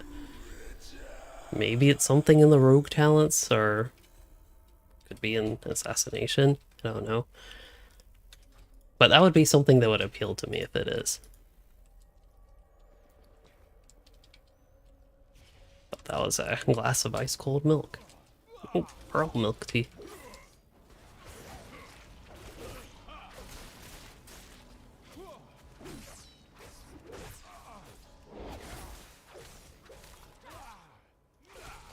Oh yeah, don't you have to do this thing on them?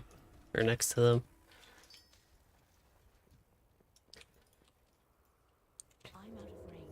It's an easy way to make sure I don't pull the extra things. Oh, I guess we're going water method. This is a thing I remember at least.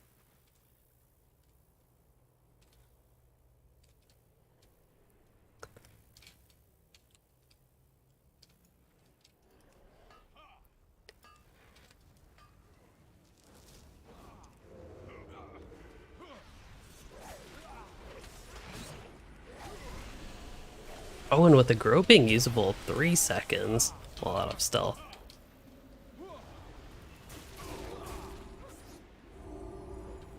I think somebody else got that. Actually something I can kind of spam at the start of combat in AoE.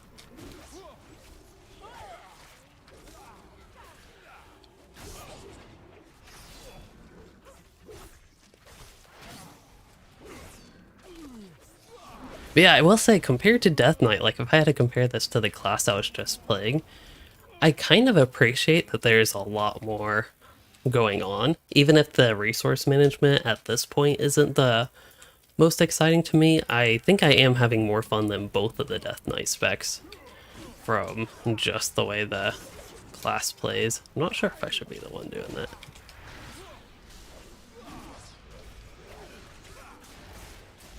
What if I have like Vanish or something, right? I have a heal.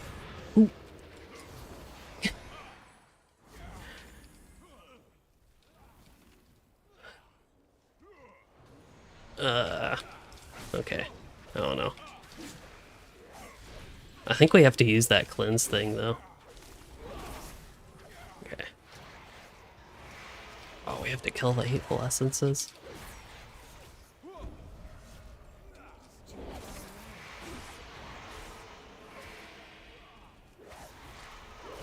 It's doesn't bode well for the group, like when I'm not necessarily the one, but I'm like, yeah, the one doing mechanics. Have to pretend like I actually know what's going on and like I played this dungeon before. Many times before.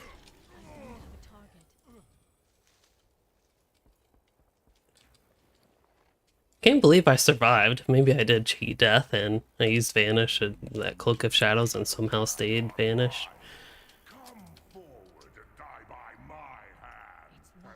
Oh, it's locked. I thought it was open.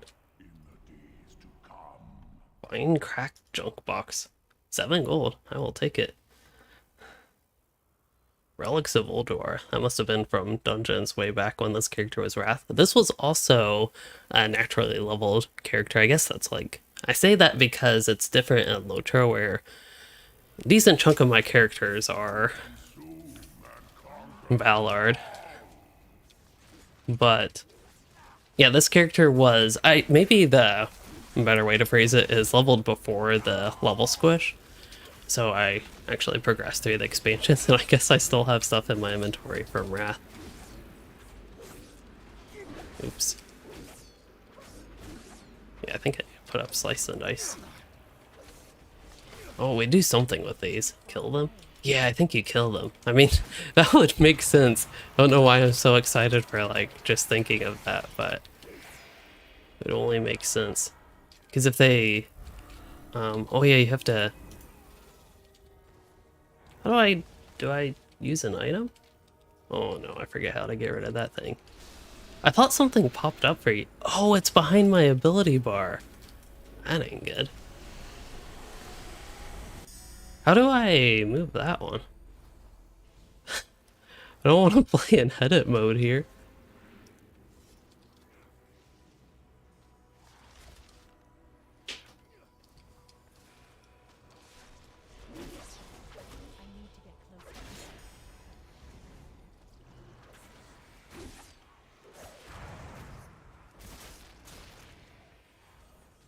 Yeah, I think I'm going to have to...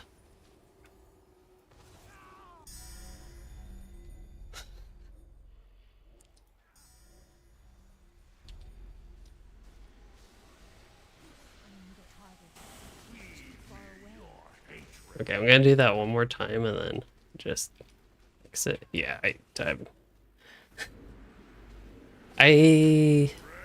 man, can I... While I'm dead, can I try to get that up? So what would that be? Possess?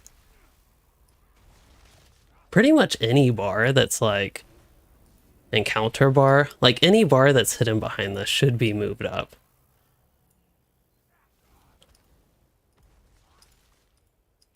Talking head.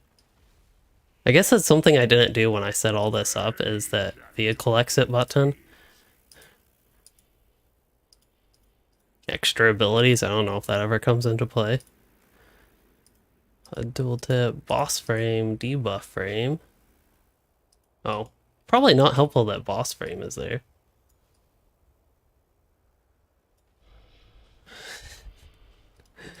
Debuff frame.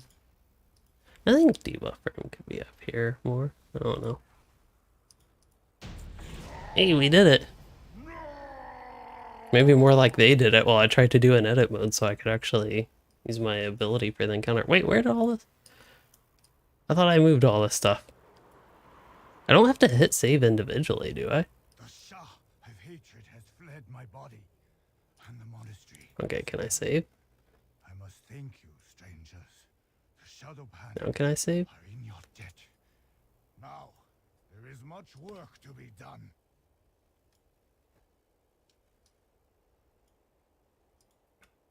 Oh, I'm worried that didn't save. Well, I guess I'll release. I don't even know if we won the fight, to be honest. If we won the dungeon or not. It's no problem to run back.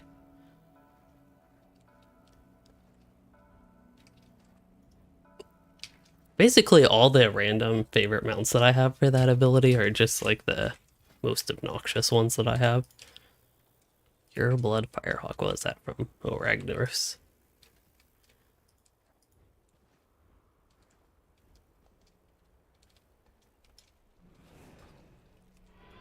I think stealth increases my movement speed now.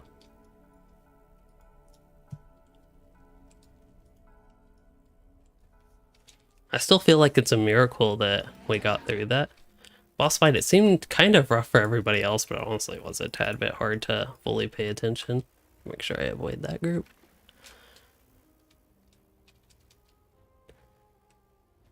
At least I can always vanish if I accidentally pull a group. And I still don't know if you just can't save that while dead, because I see the stuff decided to, like, okay. Now it's at least out of the way.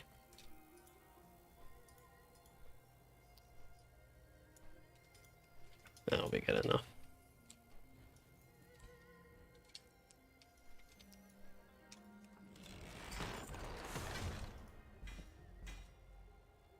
Got lots of stuff.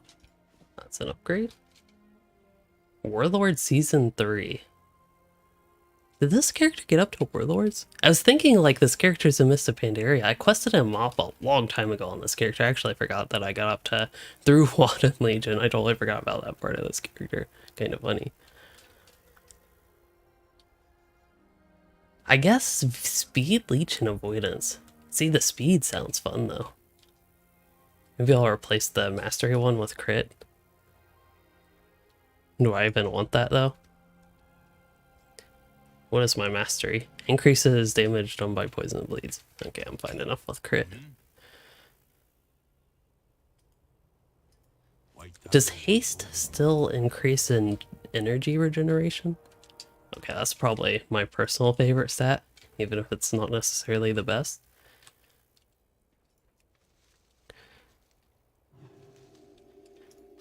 Ooh, Golden Lotus, didn't that used to be worth something? Anyway, I will try Subtlety, but I'm just going to be upfront and honest, I was most excited for Assassination, so I was a little bit biased heading into the rogue testing here. But I think I'll go ahead and try Subtlety. It is getting a tad bit late for me. I know I've only been streaming, like, I guess it's already been almost 2 hours, but I'm thinking that means I will want to hold off on the Mage, because the Mage is a new character that I made, even though I have my highest level character actually is a Mage, but he's in Shadowlands, and if y'all have watched the past 2 parts of my little WoW mini-series, you will know I'm not going to play that character. Let's get a little taste of Assassination on the landscape here.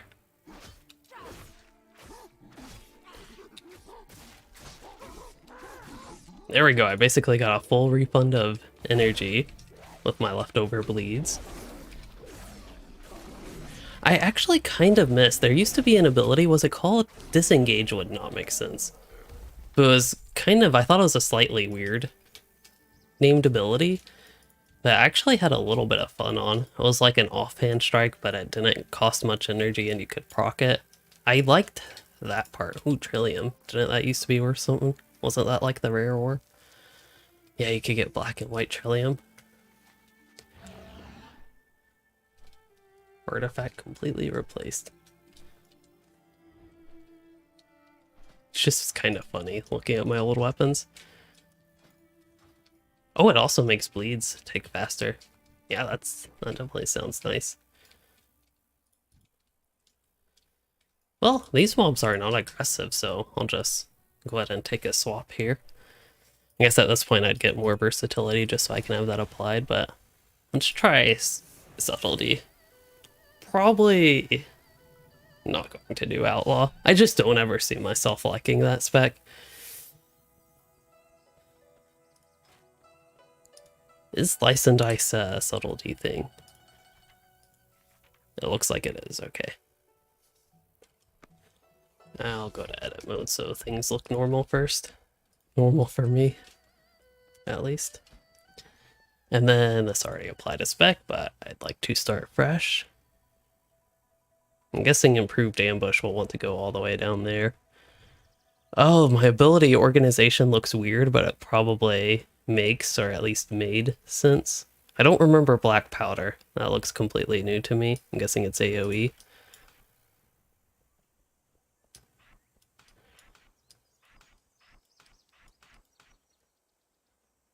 Shuriken Storm, I think that's basically Fan of Knives Subtlety version. So Shadow Step, that is one that I can actually start off with. Wow, there are 3 that you can start off with. Improve backstab, so when you're behind the target, yeah. Exposes a flaw in their defense, applying Find Weakness. Shuriken Storm, increase crit chance, and applies Find Weakness. I don't even know what Find Weakness is, but sounds like a decent thing. Finishing moves generate 5 energy per combo point. That is something I can definitely get down with. We'll probably get improved backstab. Chance to hit the target twice each time they deal damage. Okay. After entering stealth, next cheap shot. That's the stun one, right? Cheap shot is free. And then this one's after entering stealth, your next Shadow Strike gets 10 seconds of Slice and Dice. Generates 2 additional combo points if that's already active. Okay. That'll work for me. Oh, it bypasses armor. I assumed it was some sort of armor reduction, or in this case, bypass. That makes sense. Costs 15% less energy. We love that here. Shadow Blades, that seems like a cooldown that I'll probably want, but let's check. Silent Storm. Gain Stealth, Vanish. Oh, gaining one of those. Shuriken Storm has a 100% crit chance. So basically an AoE from Stealth. Secret Technique. 1 minute cooldown. You and my Shadow Clone perform a piercing attack dealing damage to the primary target and reduce damage to AoE. Cooldown is reduced by... I wonder, would that be better than Eviscerate? Probably.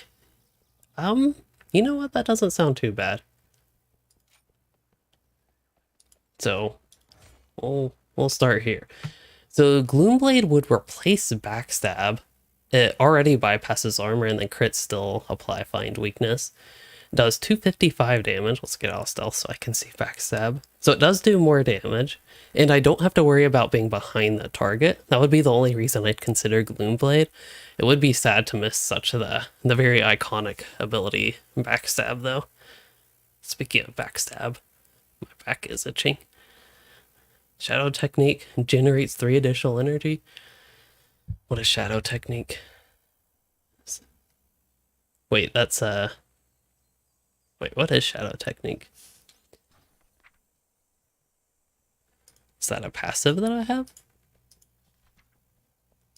Well, I don't see it here. Oh, here it is. Auto attacks generate 1 combo point and 7 energy. Okay. Yep, let's get 3 more energy from that. This is seeming like my never run out of energy spec so far. Again, maybe Assassination gets a bit better with that later on. Ability Steal increased magic damage. I'm guessing I would definitely want that if I had Gloomblade. Like, it'd be helpful, more helpful for Gloomblade than Backstab. Finishing moves reduce the cooldown on Shadow Dance. That sounds good to me. Oh yeah, I did want Secret Technique. Swift Death. Symbol of Death. Symbols of Death. Increased damage done. That always felt so weird to me. It just felt like a clunky mechanic, is how I describe Symbols of Death. Also, didn't you want to use that in Shadow Dance for some reason? Oh, maybe not. I don't know. There was something about that, and I just wasn't the biggest fan of Symbols of Death, even though it seems like an ability that I would really like, just based on me liking things to do and having energy. It's an ability that enables that, but I always felt like it was just weird would be the way to describe it.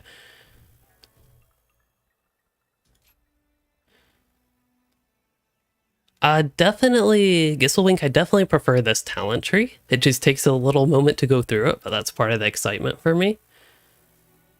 Same in Fire, I might be able to do a video on plugins. I know that I have talked about that in the past, but since I don't really use plugins with Lotro, that has been a sort of delay in that. And I haven't quite gotten to the video where I talk about why I don't use plugins. It's probably not the most exciting video.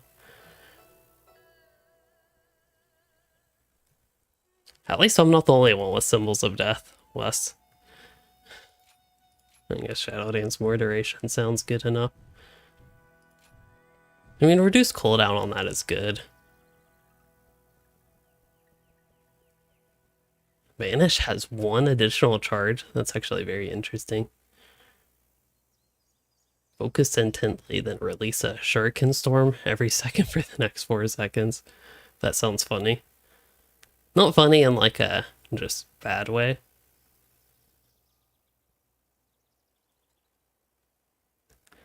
Gain 1 additional max combo point. That would be good. Maybe I Eviscerate and Black Powder deal additional 20 to Shadow to targets with my Find Weakness active. Okay.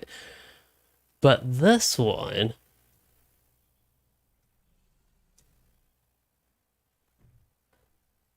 secret stratagem. That sounds like a nice way to counteract the issue of like overcapping your points. I also probably do want to get Gloomblade. I'll just go ahead and pick that up for kind of ease of use. There are a few exciting things here. Inevitability.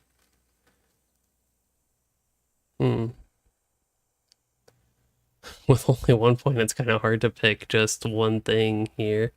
Oh, Shadow Dance generates 4. Gain 25 energy when you enter stealth. Okay, we'll get that one. I think Master of Shadow will work. Okay, we'll go with this. And then I think I will do one more mob dungeon with it.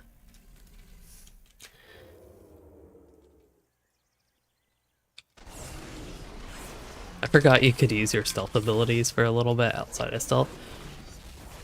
Wait, backstab? I thought I replaced backstab with Gloomblade. Did I not? Oh, I couldn't apply the changes. Oops. I was like, I did all this, but I didn't even apply the changes. Gizzlewink, I'm glad you also love the current talent tree. I again definitely prefer it. And it is fun to go through them and read them. It's something I'm a little bit conscious about during streams just because it's slow. I'm just like sitting there thinking, my main consideration is not necessarily how impactful it would be. That's a little bit of my consideration, but my main consideration is just how fun it would be to me. So kind of with that, we have to look at all of these. Oh, Shiv there. Attack with your offhand, dealing damage, and dispelling enrage. Applying a concentrated form. I guess I can have non-lethal poisons as subtlety. Oh, you can also have lethal poisons, I guess, as subtlety rogue.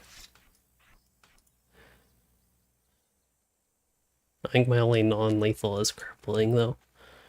It's not the most exciting, just to slow their movement speed.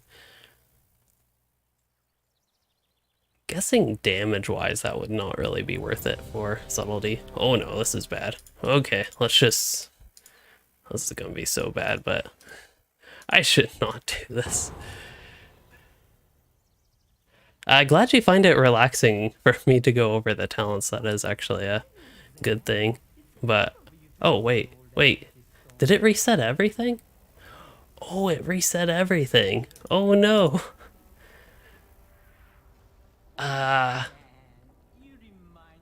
Well, that ain't good. Here, I'm going to try to pretend to be useful. I wish there was a way to make this smaller, but I'm going to...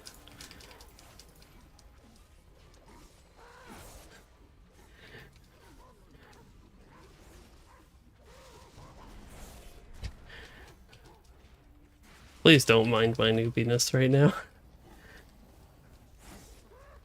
I forgot some of the talents I picked, but I know that was not all the ones I had picked.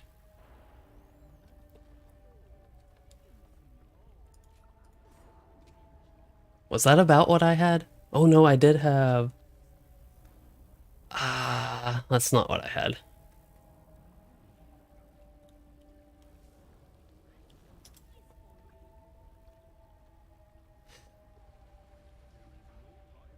That's what I had. I think that's what I had. Okay, we'll just roll with this. Fortunately, there's still somebody behind me, so I don't feel like I'm that much missing out.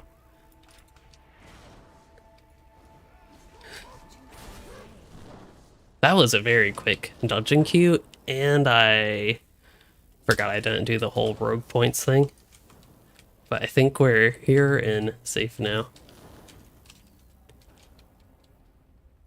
This dungeon isn't bad, but I feel like I've just done it so many times.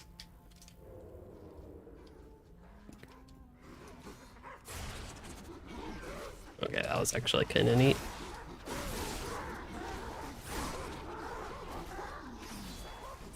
Do I get 1 combo point per mob hit? Maybe black powder would have been good.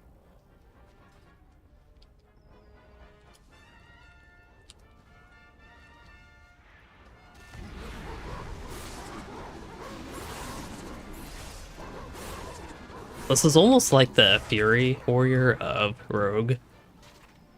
It just seems like you can largely spam the AoE, maybe not completely though.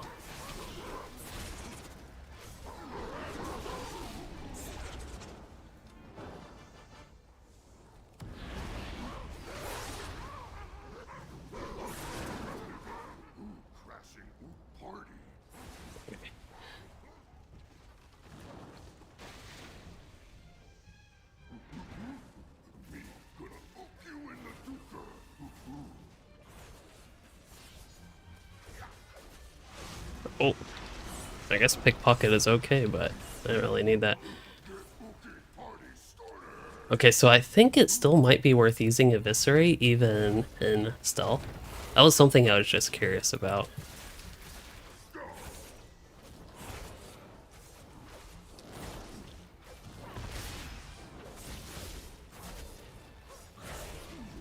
Hello, Suppy. Yeah, the dungeon, if that's what you're talking about, Bella, at least, the dungeon is definitely not bad. I've just run it a ton of times. I really like this box. Ook ook.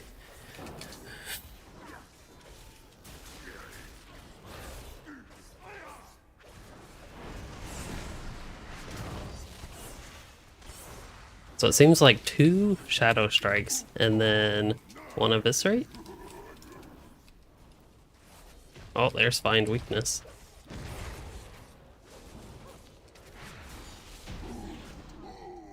Okay, you are talking about the dungeon. But yeah, don't get me wrong, it is a fun one. Just, I really have run it so many times. I've also run it at least once or twice recently. Like, since I started coming back for the Dragonflight pre-patch.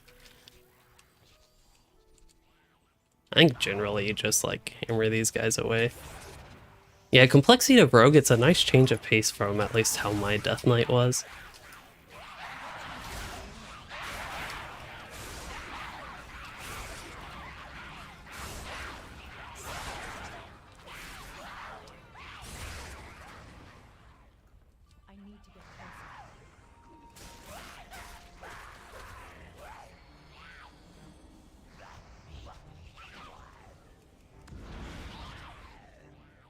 Rarely doing group content. The nice thing about WoW is, in my experience at least, it's very easy to just like jump in, queue on the dungeon finder. You don't even have to talk to people. I even have done some really questionable stuff and have not been voted to kicked out yet. Mainly like working on applying my talents real quick at the start of this dungeon. The other one, I was dead. Oh yeah, because I was in edit mode the whole time on UI trying to get that one thing I needed for the dungeon mechanics to pop up. That was funny.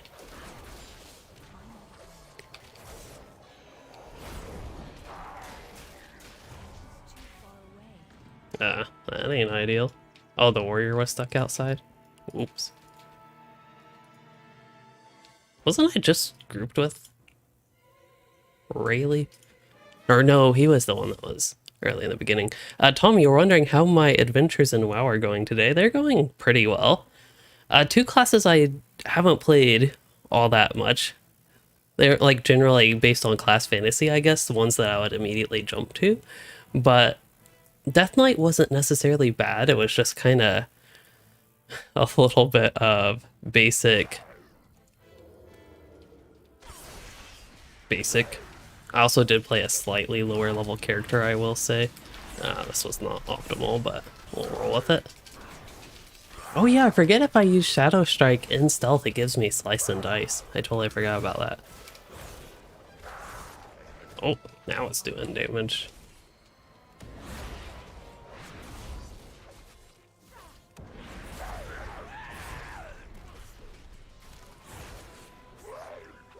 Okay, give me a Slice and Dice. Giant water wheel. I'm not paying too much attention to the background here.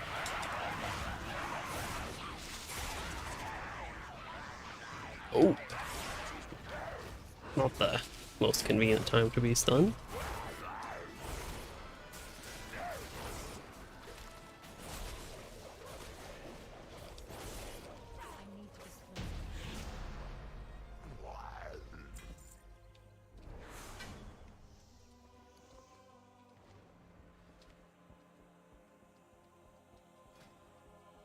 I think I like cased. Sharky said, first time watching me live. Okay, try to remember what buttons I need to push, and then he said you're a fan of my Lotra content, but you're also big into WoW, so this is a nice surprise. Yeah, it's kind of exciting having, I like very much so, my channel the past couple years has been a very large portion of Lotro. I know I've occasionally delved into other games, like I tried, I really did try Guild Wars 2 again, but did not like it. I don't like that game, but I gave it another shot. That was kind of its last chance. New World was fun for the first, I don't know, it was quite a few hours, but for the first 30 levels, New World was really fun, but then it kind of went down a very sharp hill, sharp decline after that, basically. And then WoW, I did not like Shadowlands, but with the Dragonflight pre-patch, I'm enjoying WoW and feel like I can have a little bit more variety on my channel again. And it's just good to have variety. Like, while I think to a certain extent just having one game that I cover helps my channel, it also blocks me in a little bit too much to Lotro sometimes, I think. The good news is I enjoy Lotro. I like when I make videos when I fight in it.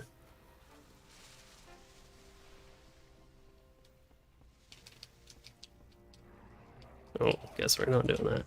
It's a force of habit going back there. I guess I can use this Symbols of Death thing out of the Shadow Dance stealth. I don't see any reason why that'd be a big problem.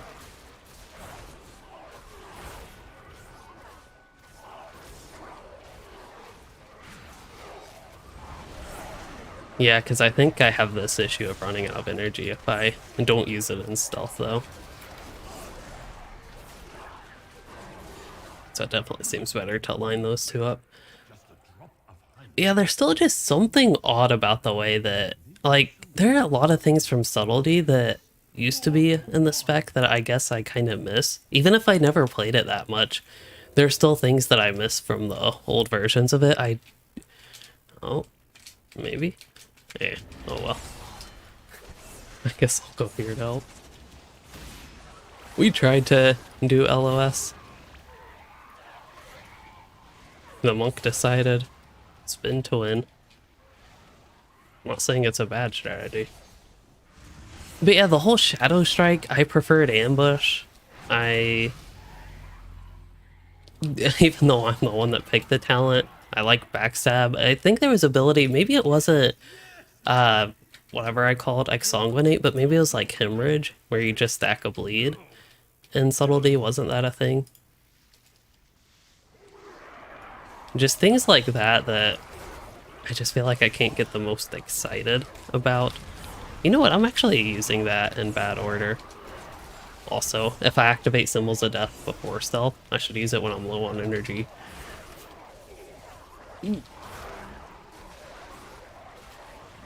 Okay, I have a heal somewhere here. Tricks of the trade. Redirect all threat I cause to the targeted party or raid member. Maybe I should put that on like the healer or something. Yeah, I have heard that New World, especially, wasn't there like a pretty big recent update that people have been liking at least? Might be worth giving that another shot at some point. I guess this is not the one where we click the bubble shields. Oh, this is the one where we spew against our neighbors, maybe? I don't know.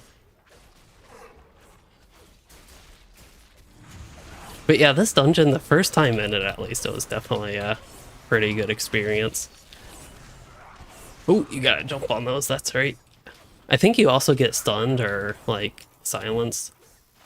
Oh, it's stunned if you land in it. As I just did.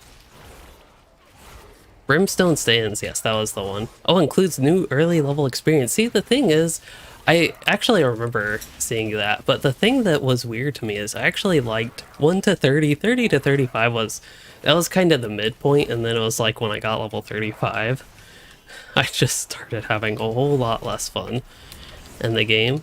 But that's why I thought it was weird that it was level 1 to 35, when maybe it's like 25 to 35 or 25 to 40 that needed an update. I really don't know since I didn't get past, I think it was 35 that I got to. It's been a while again. they need to work on later questing still. But yeah, I'd definitely be at least interested to check out.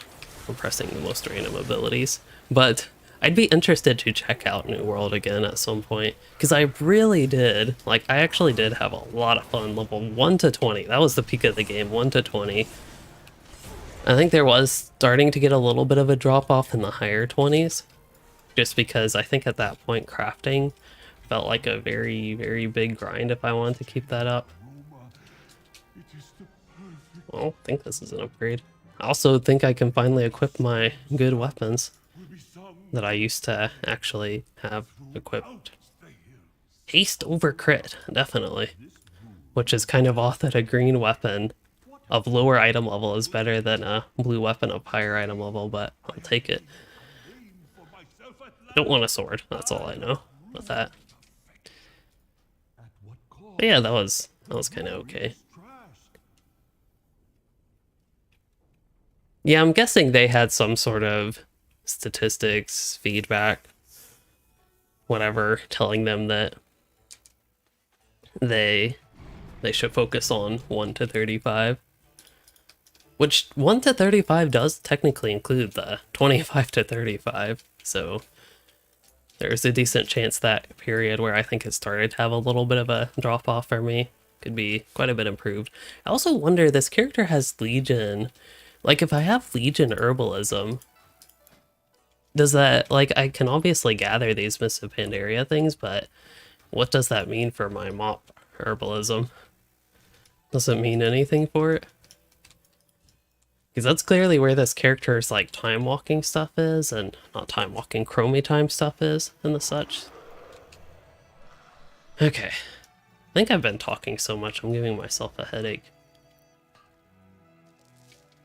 At least that's what it feels like. It feels like it's not a bad headache or anything, but it's almost a funny headache where I just feel like it's from talking. And I've obviously streamed a lot and talked a lot during streams. Oh, a new character. So for you, the new questing experience is better with a new character. The main concern with me with a new character is I just invested a lot of time. Somebody needs to stop me from picking up all these ghost iron ores. Like, I'm really just flying back to an inn to get rested XP. And I just can't not. I need to have mop herbalism, so I guess I have to train that now. It's kind of... Oh, it retroactively gave me... I wonder if these... I'm just kind of curious why I'm only getting, like, every single thing I gather here is only giving me one of the item. That's, like, my biggest concern right now. But yes, I should have. This character did go and get Legion. But maybe that's something I should check out. Sophie, glad you enjoy my style of gaming. I need to go more north. The good news, though, there's probably green tea leaves here.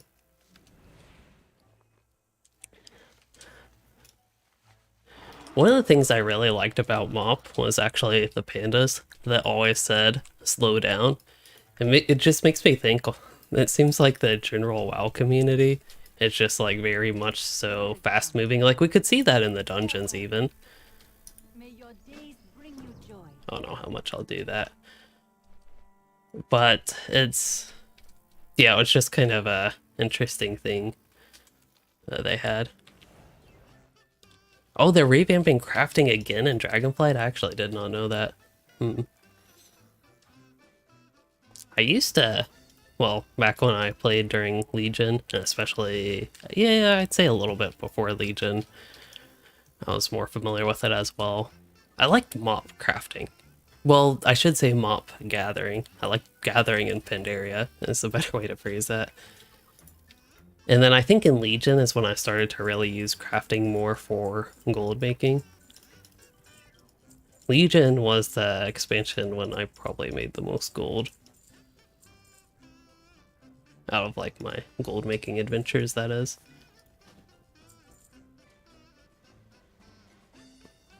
Seems like this should be an upgrade. 8 agility versus 28 master before crit. Well, this gives haste. And because it's higher item level, I'll vote on the haste. But yeah, it seems kind of odd that some jewelry pieces, well, rings, don't have your main stat, but maybe that's intentional. I don't know if that's a new thing or maybe something that's just like during a certain era. That's how it was, so that's what I get from those boxes now. Let's see if that's soulbound. Yeah, because this character, actually, I think I out-leveled what I had for the earlooms, but with the level squish, I could use these again, use the earlooms again, and they'd be better than this level 45 stuff I had. I even had a gym in this, but it's, as far as I can tell, worse. It doesn't seem to, oh, yeah, it doesn't seem to account for my gym, but I don't think that quite matters anyway. I lose haste. That's what I'm concerned about. It might be the silliest thing, but that is what concerns me with my rogue. I guess I should keep the sword just in case I ever play that one spec. Here's faster gathering. Oh, I have to equip it for faster gathering in Pandaria. Oh, how about this trinket? Do I want Mark of Supreme Doom or Chipped Soul Prism? I like the speed. I'll keep my probably worse one combat-wise for the speed. Maybe. Actually, no, I'd rather haste. I think I'll go with this one. Question is, I could replace the item level 49 one with this. Probably not. Okay, so that was before Legion, when they had the main stats. That makes sense. Well, this character is set up pretty well. I think I got most things, at least, that are not BOE sold. Main reason I'm not selling these is just in case I'd ever want to disenchant them. Because that's, I'd rather try to invest in disenchanting them. These don't provide stats, I'll just sell them. Like this one actually gives me well-fed buff. Maybe it seems, maybe I should drink those instead of selling them though. I'm too greedy. Okay, one more class. I totally forgot about this, but I was going to have you all vote on the class I play next. Maybe I'll just mess around on my mage, my high-level mage, since I was going to get to mage, and I will put up a poll for y'all to vote next class, but it will be a little bit limited, just because I am apparently tired this evening. It's only 8:53. Mage will be, I'm going to make a new mage, and that's a little bit too much for me this evening, Tom, but it's next on the list, I'll put it that way. Next on the list for things that are not today.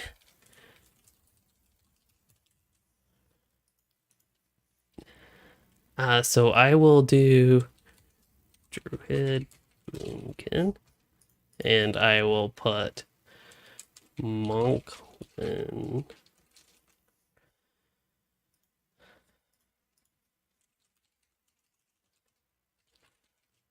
Maybe I should just put the... Anyway, this should work.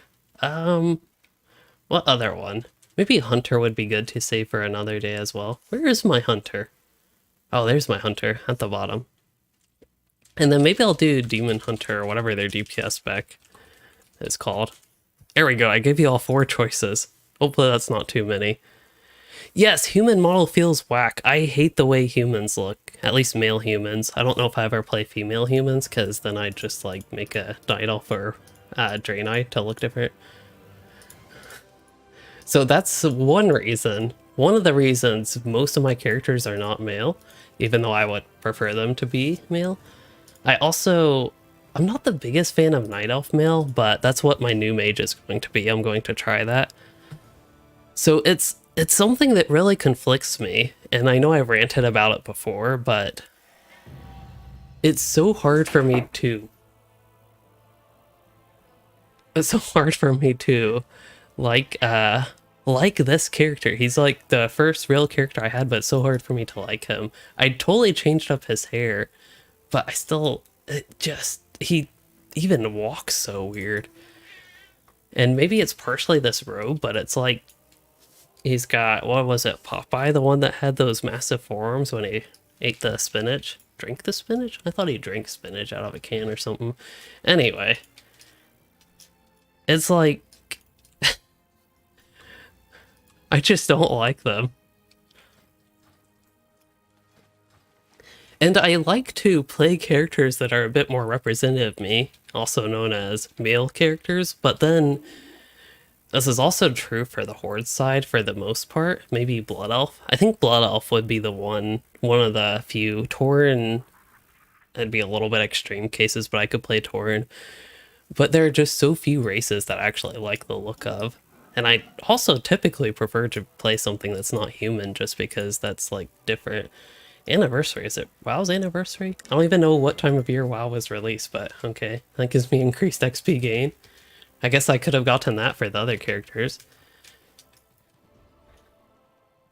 Oh, Void Elf has same model? Maybe I'll have to look at them. I know they're one I have to unlock, and last time I looked at any of those unlocks, they looked extremely annoying. Can I do time walking on this character? I can! Oh, wow. I don't actually have to do Shadowland stuff to play this character. Okay, we'll do time walking.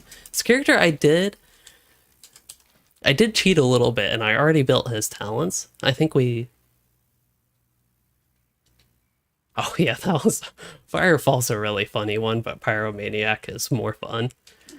But I thought Firefall was a really funny talent where you deal damage an enemy 30 times with Fireball or Pyroblast, then your next Fireball will call down a meteor.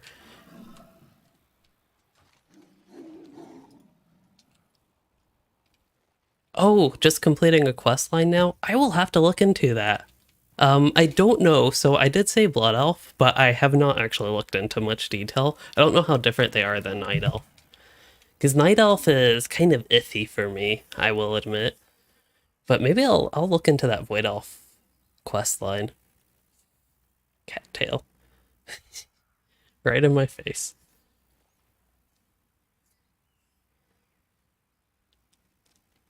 It is going to be a hard pull. Y'all will have time for me to... Uh-oh, I might be getting a cold sore on my lip. That's not good. Maybe not. Probably not the best idea to just rub it though. It's not a cold sore right now, but it feels like that's something that's going to turn into a cold sore. Anyway, setting that aside. Yeah. You'll actually have a bit more time to vote. Ooh, Druid is at the top. That's surprising. I guess with, we have 10 votes right now, so it's easy to swing it because now Monk is at the top. I'm at the training dummies. I guess because I thought that would be some combat I can do. The reality is I don't want to... In fact, this character is like... He's done with Shadowlands.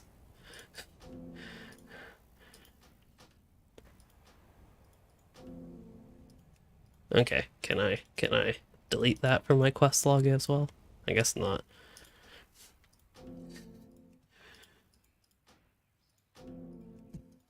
This is the most exciting Shadowlands content this character has done. I just get like this great satisfaction with every click there. Okay, next Ramus. Alright. Ice Crown. Oh yeah, because this character briefly had time where he could have quested there. I guess I still technically could do these quests. I mean, they give 689 XP. But I was thinking while waiting, can you... Well, maybe I'll bring the invitation to Chromie. Does she have, like, time walking rewards near her now?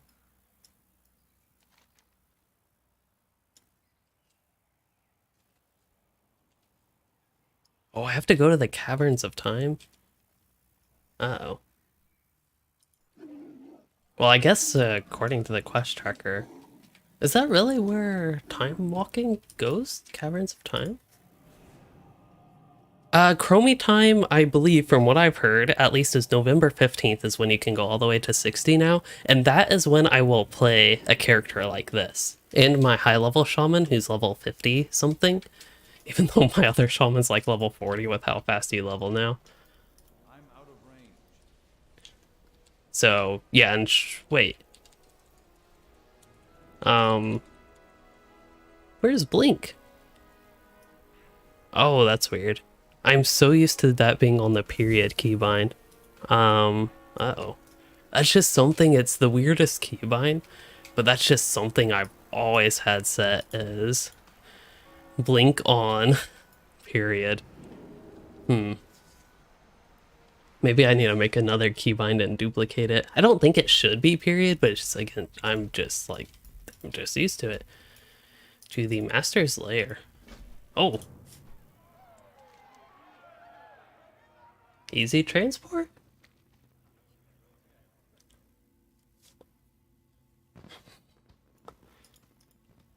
I have never seen Caverns of Time look all filled and partying like this. Is it like a hub of sorts now?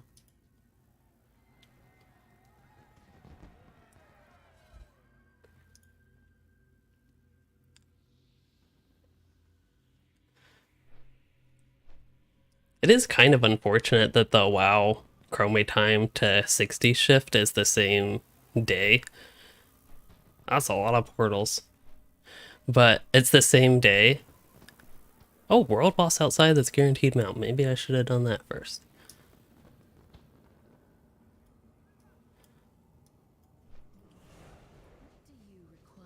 These quests, are these low level quests? Vials of Eternity. Are these? Oh, to do. So they're quests to do some different things from, I think Coilfang Reservoir, was that a raid? I didn't do too much. I think I did like one heroic in Burning Crusade. I know I did one that went really poorly because I was a noob, so I was probably contributing to that going poorly. I didn't know Caverns of Time was like this now, though. How much gold does this character have? 15,000, almost 16,000. Not terrible, I guess. Play the Instrument of Bastion, improving performance and morale while outdoors in Shadowlands. Maybe I'll wait on that. Or maybe I, like, need to do that. I was wondering why I had Arctic Fur, because I don't. There's Chromie. See, she's so small that I just, like, couldn't find her. Doom walking. Oh, wow. That's a reward. Soldier of Time, earn 500 honor and Korak's Revenge. I have heard Korak's Revenge. I have no idea what that is, but I have heard of that. I wonder if my mounts are even considered, like, fancy anymore. They've all turned a tad bit old. So you can just go to these different... Oh, these are... Okay, that makes sense. Okay, how do I go back to the entrance? And so for Doomwalker, is this something that people would do? There was a way to find group for things like this, right?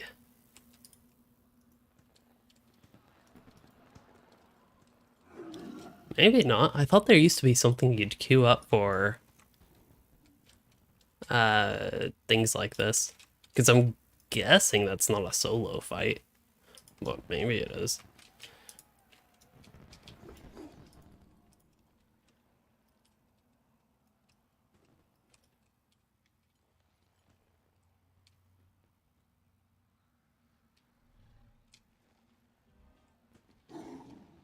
I also wonder if this character has the fastest mount speed still. I don't know if they ever updated that.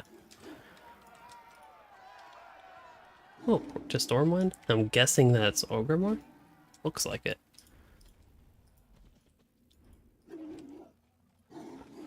Should we try it?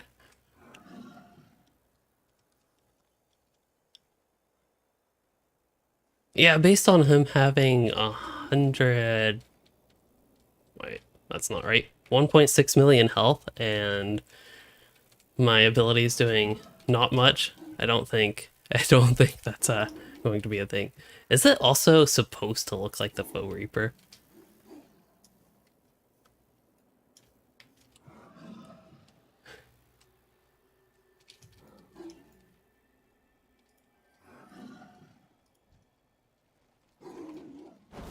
Oh, That was a lot of damage. If I did that much damage to it. So, yeah, I thought there was a way to find a quick join.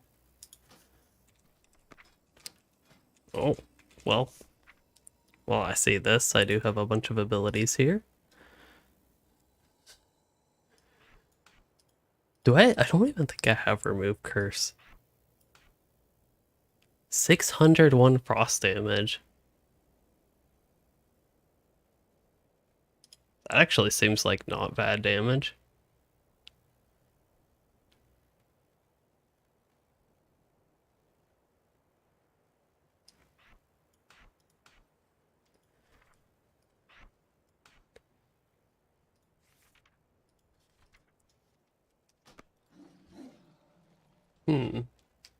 What's the estimated time? Average wait time is 7 minutes. Okay, we're quite a bit past that. What can this character do on the landscape? He used to be a miner and skinner. Like, I could at least gather stuff. I don't know if it's the most interesting thing, maybe killing these level 30s. Oh, this looks weird. This panel definitely did not look like this before. Relics of the past. Ah, so that's where you change.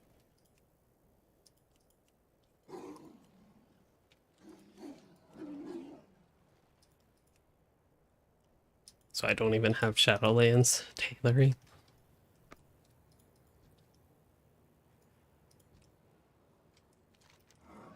I actually got lost.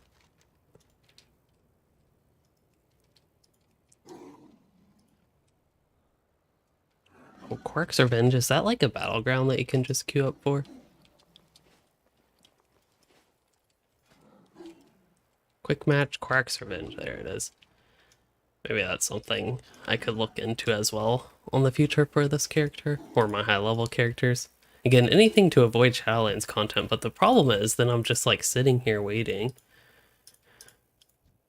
And I don't know if there's a particularly like just good place for me to go while I'm sitting here waiting for the queue. Because normally for all these like leveling characters, I can actually do stuff on the landscape that at least I find relatively interesting.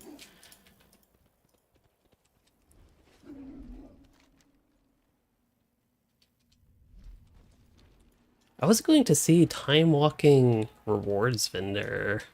Are they here in Caverns of Time now? I'm also guessing I should have taken them out. Maybe I can actually go faster than it though. I guess it's a matter of laziness versus speed.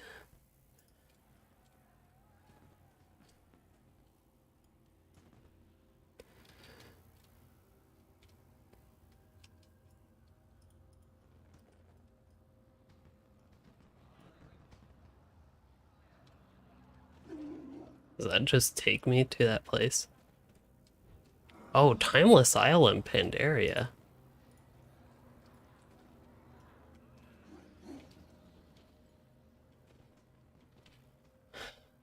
Memory of the defeat of Arkham.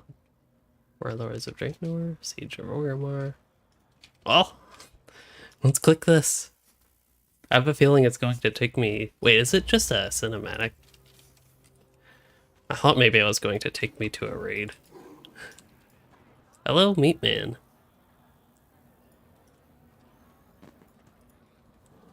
Well, if that's the case, then I will take a port to...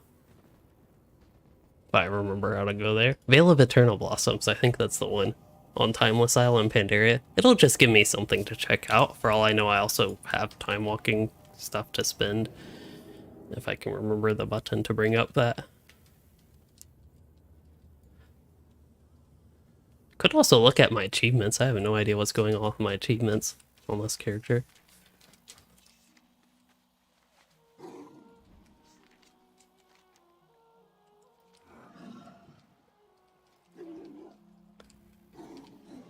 Lightmaster. Tell me of your travels. Greetings. Timeless Isle. I hope to see you. Reach level 50. That's a great achievement. Did they have, what was the level cap? I technically did not reach the highest level that WoW has ever had, because I did not get to the level cap during BFA before the level squish. I got to many other level caps. Not quite looted. Wait. Huh? This is so confusing.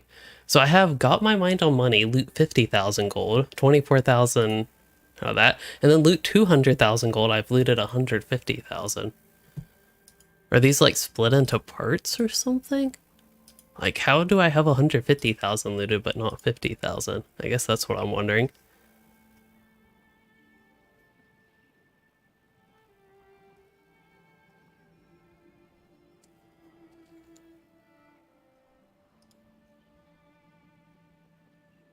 I'm also guessing that I have actually equipped stuff with that quality. Item level 158, but not in this. Not on Shadowlands.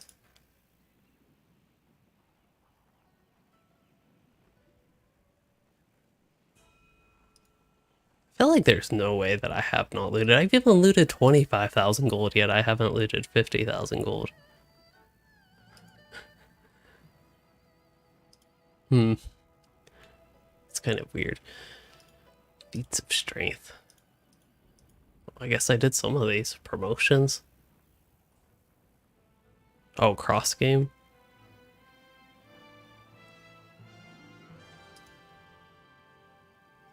I did.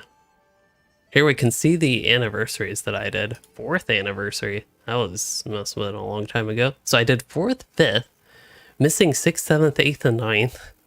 And then I did 10th, 11th, 12th, 13th, missed 14th, and I missed 17th.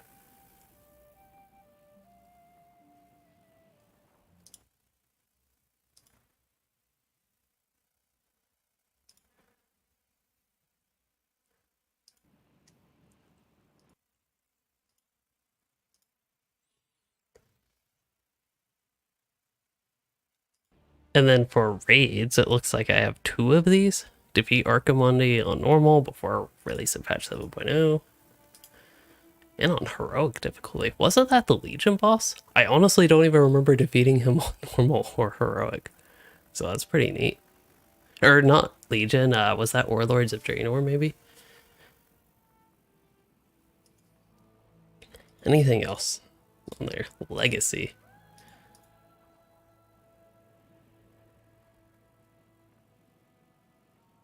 Level 110.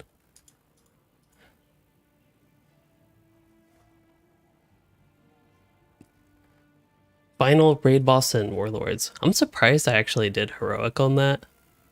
I kind of remember actually doing the raids more than LFR a little bit in WoD though. There we go. Item level 790. Actually did 840. Brokenly epic. Brokenly superior. Superior sounds better than epic, but I guess superior is the blue quality while epic's the purple quality. Greedy.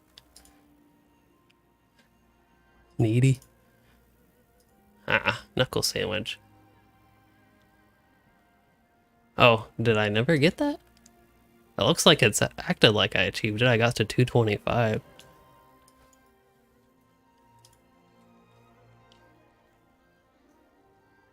I don't know what those. Anyway, we have time walking vendor here. Oh, I can't fly here. I actually forgot about that. Level 35. Okay, I still one-shot it. Oh, you get timeless coins, though. Maybe that's worth something. Where's, why am I having so much trouble bringing this up? Currency. No.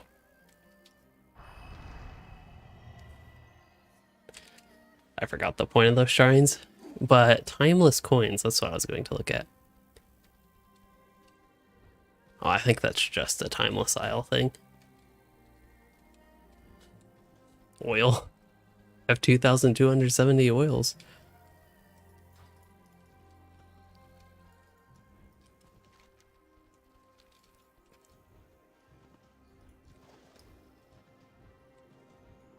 actually good in combat. I'm surprised I'd aggro anybody here.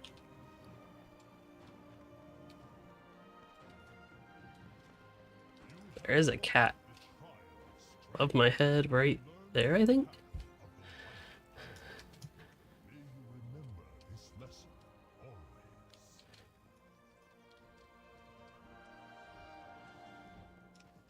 It's too far away.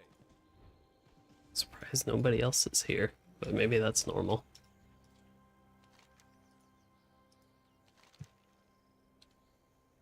Elite creatures. I'm guessing I don't want to do that, but we can see if I can spend my coins on anything. It's just a soulbound item. See, the thing is, I don't think that would be on level. So my main thing that I'd be interested in is something for cosmetics. If I were to spend on anything. You have the eyes of one who has traveled. Ah, they got some cheaper stuff. Could get Reigns of the Heavenly Golden Cloud Serpent after over 90,000 more, basically. And then for time walking stuff, increase reputation.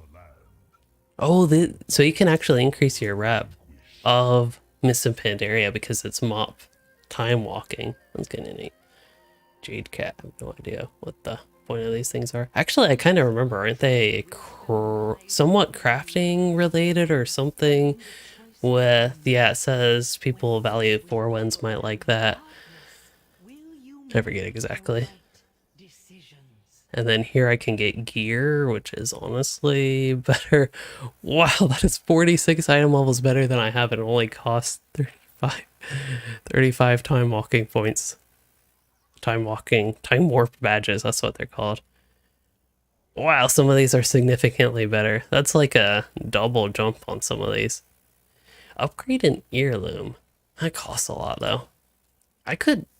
This queue, by the way. Average wait time was 7 minutes when we started. We're up to 21 minutes. I guess they really mean it when they want tanks and healers.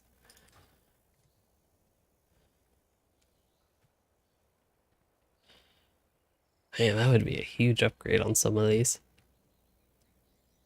Well, it seems like a huge upgrade, but I guess it's only a few of these pieces.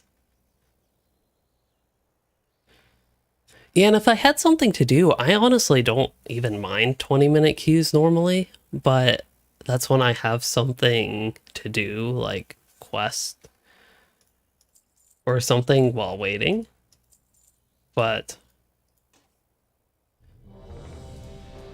sometimes you just talk about enough and the queue will pop up. Leather. Only I could equip that, that'd be a nice upgrade.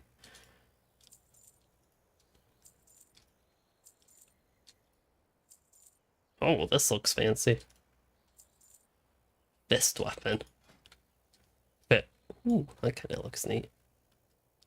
I probably want to use it, but it's just different than I would have expected for a fist weapon. But if I could just, like, transfer that to my... Honestly, if I could equip that, that would be an upgrade. If I could transfer it to my... What's it called? Shaman. Probably be an upgrade for my shaman. Warglaves. Mace. It's really scary that I decided to sign up as somebody who was willing to be instance leader. I wonder if that actually has like the smallest impacts on Q though. Cal, I have tried playing Brawler yet, believe it or not. And yes, this is Louis on WoW. We might, if a Windwalker wins the poll, we'll get the closest thing WoW has to Brawler. Weren't we just here? That ain't the most exciting. Also, I have to remember how to play this character, so don't mind me while I just blow things up with fire.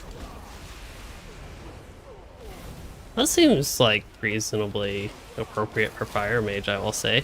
I do miss Dragon's Breath. Like, I had Dragon's Breath. I feel like it's to me, it feels like a core thing to Fire Mage, so it feels odd not having it.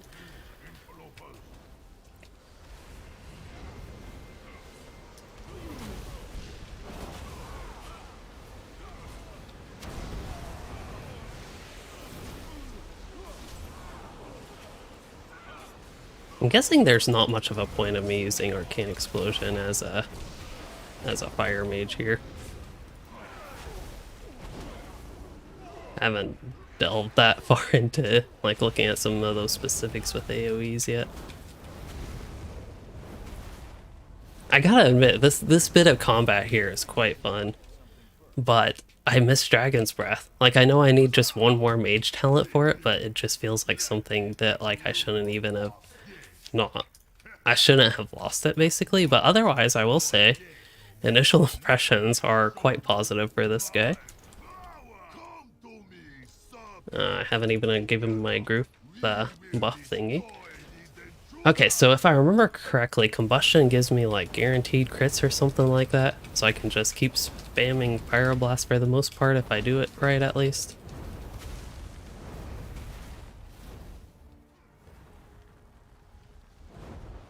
I don't think I quite did it completely right, but... Oh, wait.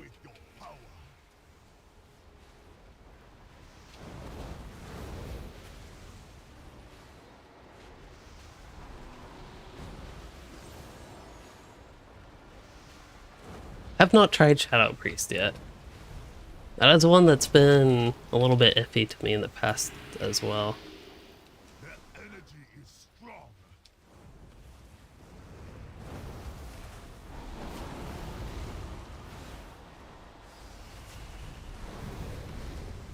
Oh. No, do not fail me. And then we go to this guy again, I think.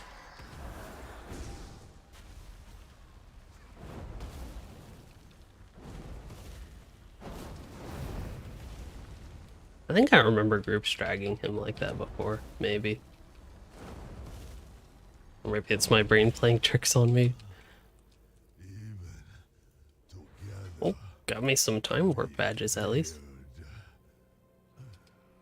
Wait, these are all level 35? Oh, I'm level 35. I guess it puts all of our levels at 35.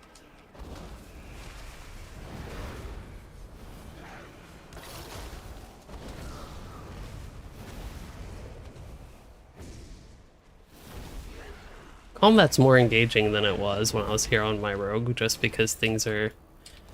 It's perhaps a bit odd, but it's like a good thing from a gameplay perspective for me when things die a bit slower. It takes longer, obviously, but then you get to, like, use your stuff more.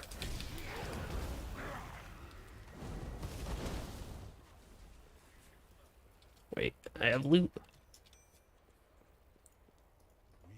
Oh, hopefully I didn't burn those guys. Oh, actually, I think I did, but they were, at one point, being evil, cursed, corrupted by the Shaw, something like that. Yeah, I'd be curious how Shadow Priest is, if it's any different. I think one of the big things that I wasn't a fan of was that where he transformed into the Void form, which I know is a big part of the class, the spec at least. So it might seem natural if I didn't like that part of it, that I wasn't a big fan of the spec as, like, overall. Have wrought upon our land.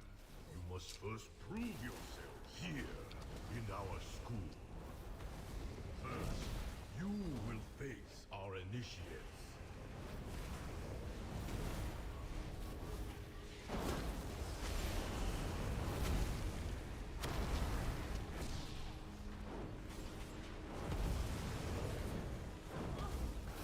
Where one falls, another will rise to take their place. I don't think I need to use Fire Blast there. But yeah, I will say, for first time actually playing Fire Mage outside of targeting the training dummy, it does seem like it's in a fairly fun state to me.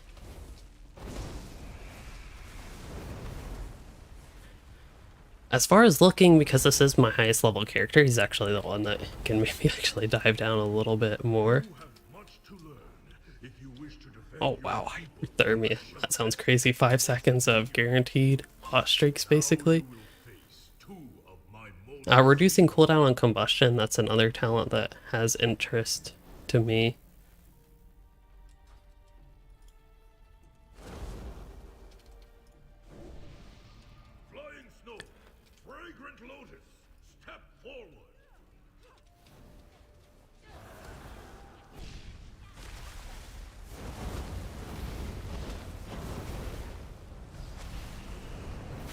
This was a much better use of combustion, I believe, this time.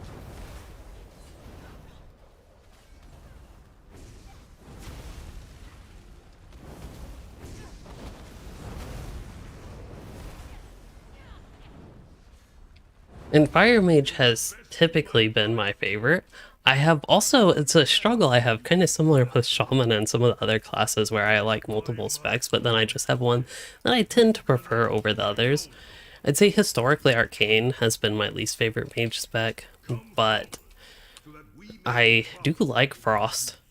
I just tend to prefer Fire, but with this whole time walking thing, yeah, I don't know. For the mage, maybe it's best to just go ahead and wait for November 15th, like if I'm going to be realistic about my playtime coming up, but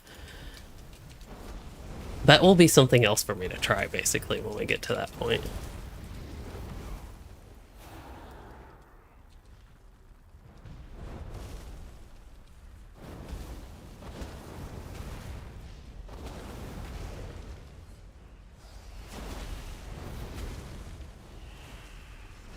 With a weapon is but a physical manifestation of one's martial strength.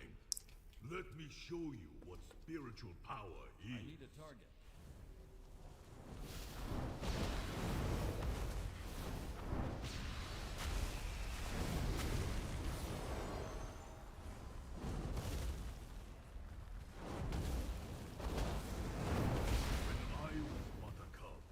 I think one of the things that really helps the smoothness of Fire Mage is that you can use Fire Blast while inducting. It was something that took a minute to get used to, but I think it helps, yeah, with the smoothness, and it just adds another interesting layer to the class, to the spec.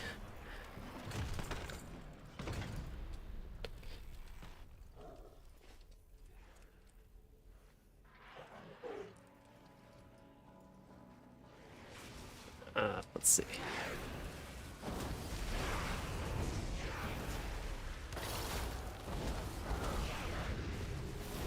I wonder Kono Cold, that does, like, I don't think that does enough damage that it's worth using. Blast Wave just seemed to make a mess. I love Blast Wave. I wish it kind of had that mechanic of Dragon's Breath, though, where it gave you a hot streak. Although I think that's a talent now for Dragon's Breath to have that guaranteed.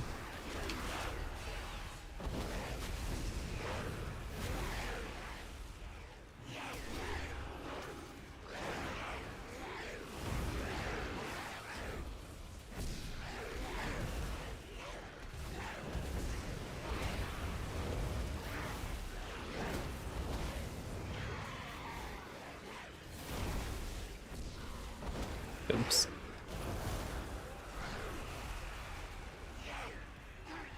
Oh, you can also use combustion during a cast?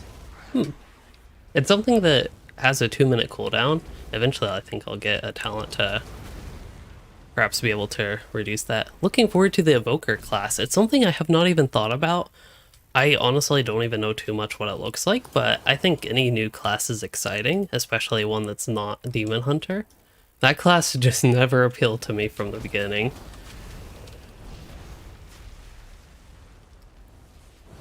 So, yeah, overall I'm looking forward to the Evoker. I just don't know basically anything about it.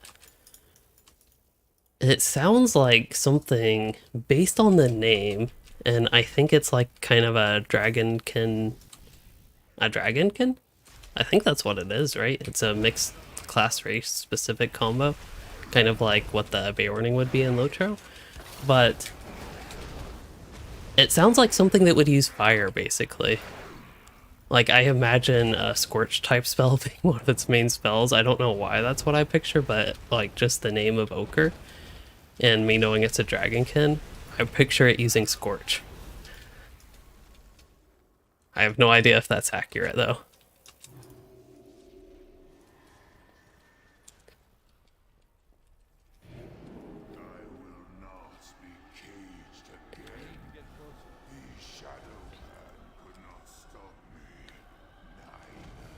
Oh, I think I did combustion too late.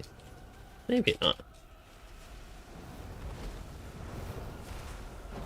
I don't think that was the best combustion either, but it was okay. Fire and Spell Frost, okay. And Mix Arcane. Oh, Spell Frost is a mix of Arcane. Well, at least they have fire. Can't go wrong with fire. Also, why do I have aggro? Oh yeah, doesn't this guy do an aggro dump? Or is that... Am I totally off on that? Also, does... One thing I do miss, so if I have to think about Fire Mage, one thing I miss is Fireball, and I guess Fireball has Conflagration now, something like that. Or maybe every spell has that. But I miss the guaranteed, or the, not guaranteed, the... Oh, what am I trying to say? I miss the damage over time of Fire Blast and Fireball. I like the overtime burn components. I know you have, it seems like both Ignite and Combustion, or what was that called? Conflagration? That I have now, but those spell-specific dots is what I miss there. So if I had to do some complaining about Fire Mage, that's what it would be, but still, again, I think overall it's playing very well right now. I also think there are some things I could have gotten with Scorch. Oh, Scorch is actually guaranteed crit when they're below 30% health. So I think that's something, I don't know if this guy is below 30%, but when they're below 30% like that, I should spam Scorch, because I believe that would be... Getting the guaranteed crit would be better than, like, the extra damage Fireball does. I believe.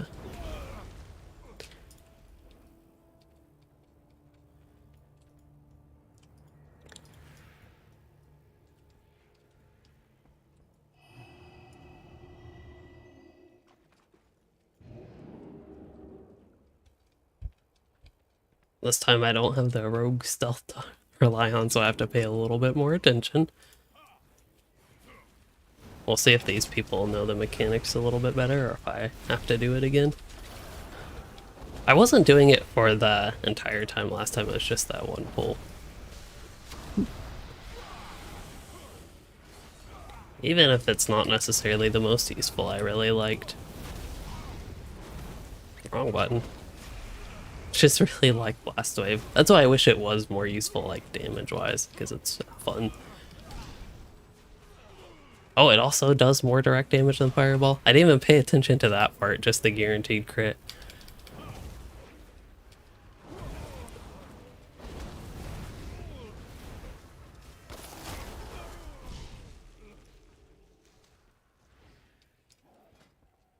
So I'm guessing these are the talent trees, as they will be in Dragonflight, like when you get to, what's the new level cap, 70? I don't know if they're doing another... Ooh, they're doing this groupscape. I do technically have invisibility if I pulled a group like that.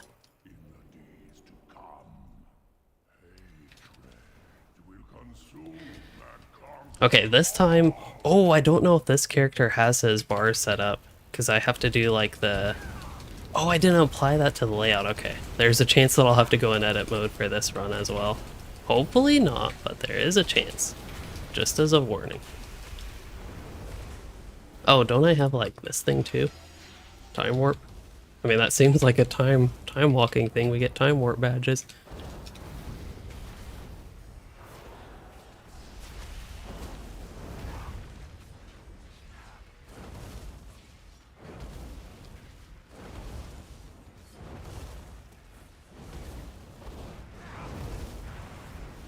And there we go. Okay. Oh no, I did actually save it. Well then where's that ability? That thing. Can I not move that? Or would that be extra abilities? Let me try to snap this back in place. Okay, so hopefully that will fix the issue with that. I didn't need it all that much this time though. Oh, got a quest. Hey, bringing on the Timeless Isle. That's, I think, where I was.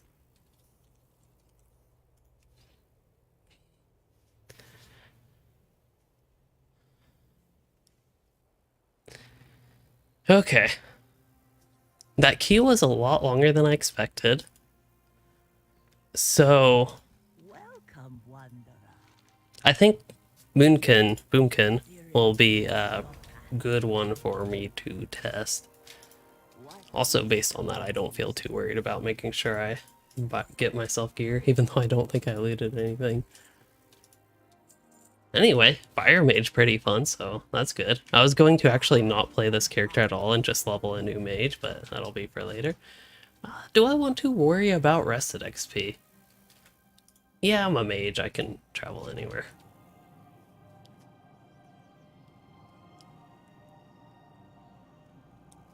Although it seems like most classes can kind of travel anywhere with all the ports they have, which isn't necessarily a problem, but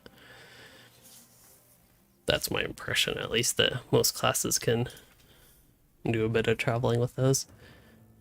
Drakthar Evoker class, that's what it is. I don't know if this character is set up for... I specifically want to do Moonkin and not any of the other specs. That would be balanced, that is the name of it, but I don't think this character is actually properly spec'd, so we'll have to go through the talents. As far as dungeons, this one's mop as well. I'm fine doing Mists of Pandaria. I guess I have a lot of characters in that era for some reason, which is kind of odd. Like, it's not my favorite. I like Mists of Pandaria content, but it's not my favorite, so it's a bit odd that a lot of the characters I've logged in today happen to be there. Okay, so the big thing with balance that I did not like before, I don't know if it's still the way it works, but it'd be like, I just felt really odd with Astral Power and swapping between Wrath and Starfire. Just something about it always felt odd to me, so I wasn't the biggest fan of those mechanics, but as far as I know, they still mostly exist, but we will see how it works with this character. I did play a little bit lower level Druid, is where I have that experience from. I think like level 20 would have been the cap for that character because it was before I subbed again, just for some reference. We'll get Starfall. I'm guessing I'll get, yeah, Nature's Balance will be good. This one, my dots can deal more damage and generate Astral Power. I'm guessing anything that generates Astral Power will be something I like, but I'm not even 100% sure on that, to be honest. And then this one, just like big AoE for Starfall when I have targets affected by Moonfire. This one increases the duration of my dots. Otherwise, I can get Astral damage, has a chance to make next Wrath or Starfire become Astral and deal more damage, okay.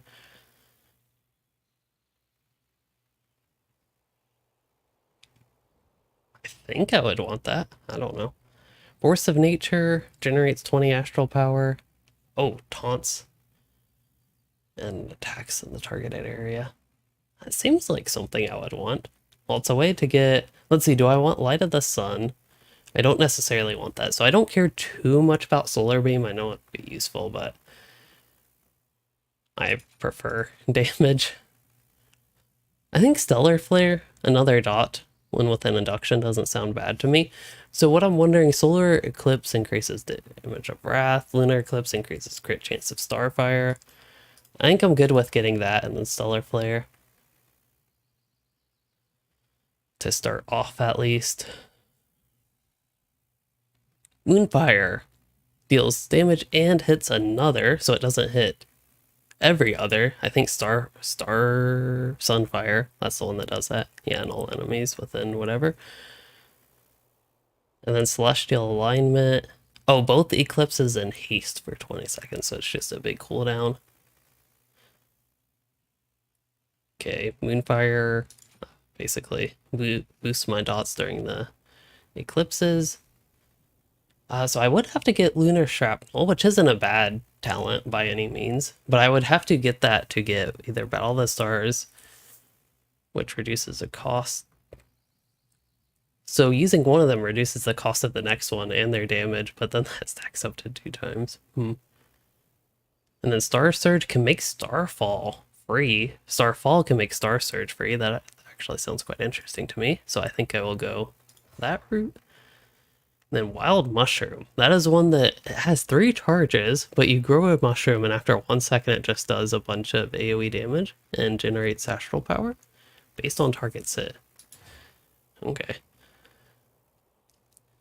I don't remember having Wild Mushroom before, so that one That ability sounds exciting to me. I think there was a healing mushroom kind of like that, though. I remember at some point. Star Surge and Starfall give me haste. Stacks up to 3 times. So yeah, that's the one. That was one of the points I also didn't like, just saving all my astral power, then casting all the Star Surges and Starfalls that I could. But it looks like I might need that. Actually, I could just get Celestial Alignment. Okay, this one is Eclipse, increases Wrath's astral power generation, increases Starfire's area effect damage. That sounds good. Every 600 astral power, it gives me Celestial Alignment, so basically increased haste. Oh, and both eclipses, that's right, for 12 seconds. Otherwise, Celestial Alignment blasts all enemies for damage and applies Stellar Flare to them. I'd probably rather the passive Permeortal thing there. And then after Eclipse ends, gain haste. Alright. If you have 3 periodic effects, my damage is increased. That sounds useful. I only have 1 more point to spend. Astral Communion, fortunately, doesn't sound very exciting. A lot of these are just passive, like I think they're nice things, but there are more exciting things. But I want Waning Twilight. Or, I know I got Stellar Flare, but I'm thinking...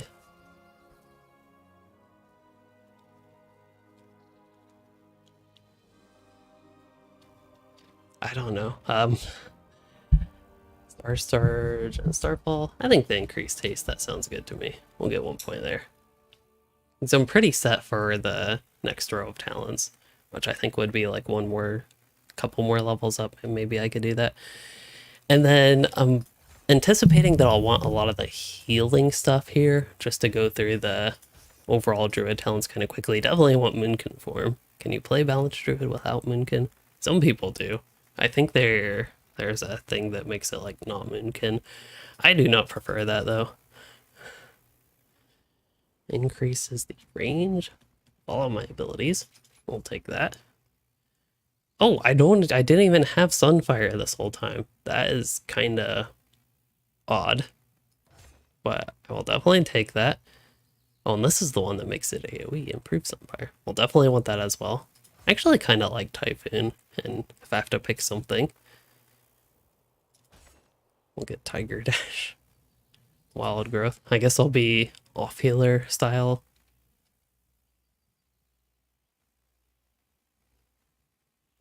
Oh no, I'll get Cyclone. That's a lot of utility abilities that I'm probably not going to use too much, but I will have them that way.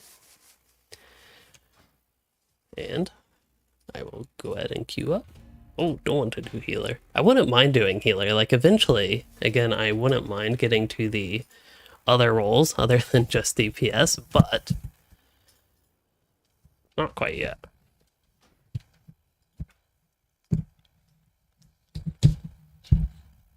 There goes the cat cam again.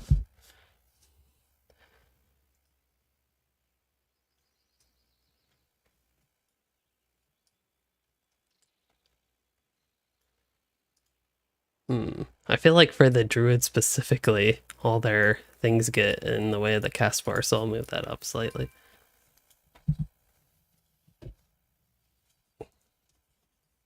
I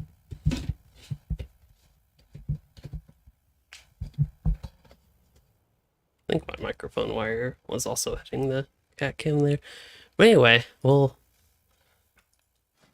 save that and then hope that I have at least half of my abilities on my bars. I guess I can get Mark of the Wild's a thing again. I don't think I need that camera. That was something that would help the camera zoom out further. But I don't think I need that anymore. Oh, I forgot Mist of Pandaria. Just the cues were so quick. I just totally forgot that. That is okay though. I don't think I have Solar Beam. I don't think I have Ursul's Vortex. We will enter and go with it. And I think, just based on the loading screen, that this will be a different dungeon, and it is. So at least we get something different, not the Not a whole bunch of the same. So I believe my strategy should be to hit everything with all my dots, use Starfall. Oh yeah, and Moonfire hits 2 targets. That's right. I don't know in AoE if I really should worry about my eclipses. I also don't know if I should even attempt to try to do Stellar Flare. Oh. Oh, the Wild Mushroom spawns at my target, okay.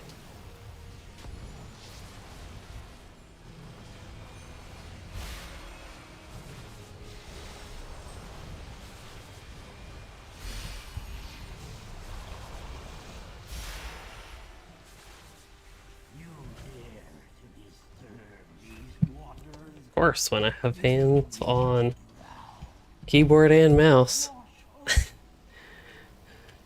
There she goes.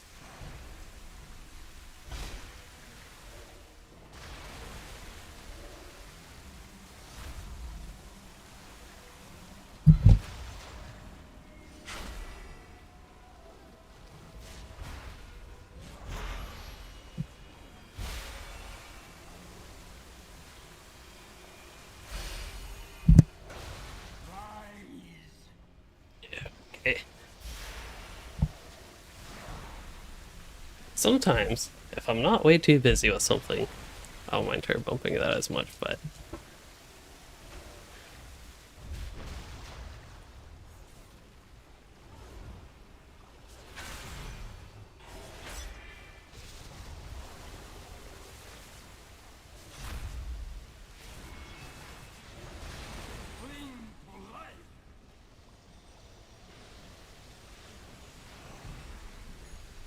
this fight's always been a bit slow, I guess. I always feel like these encounters are slow, though. I don't know if it's so much just me feeling that way type thing, or how it actually is. Because you're pretty much just waiting on the NPC or the encounter to go, but he seems to call the mobs at least after you kill them, so it's almost like just think of it as an extension of the trash fights rather than boss fight.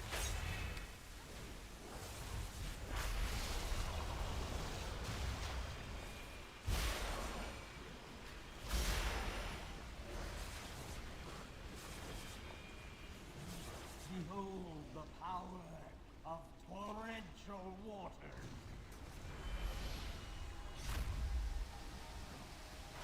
Oh.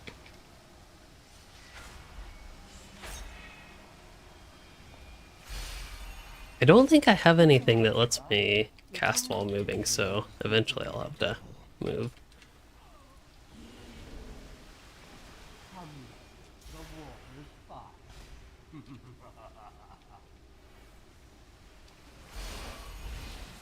Let them wash over.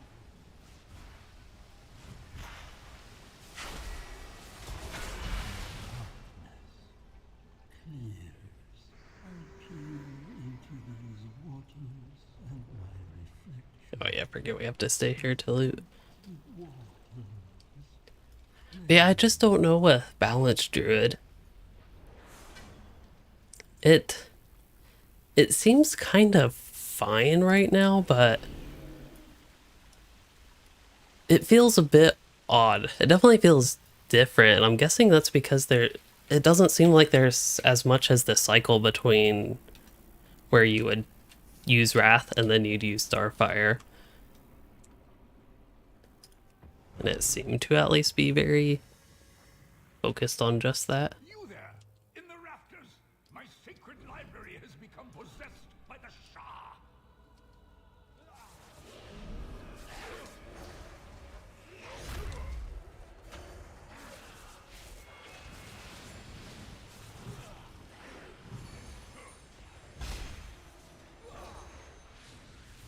See how they pour from every letter of these sacred scrolls, corrupting them, defiling them.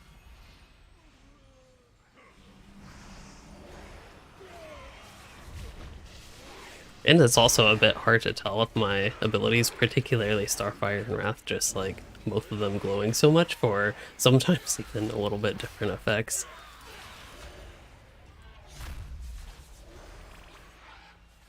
I beseech you, kind strangers, cleanse this place of their foul. I know I picked Stellar Flare and thought it would be an exciting ability, but it seems to, compared to both Moonfire and Starfire, do less damage. I guess the benefit, there was something about astral damage, and it generates more astral power, if I care about that part of it, but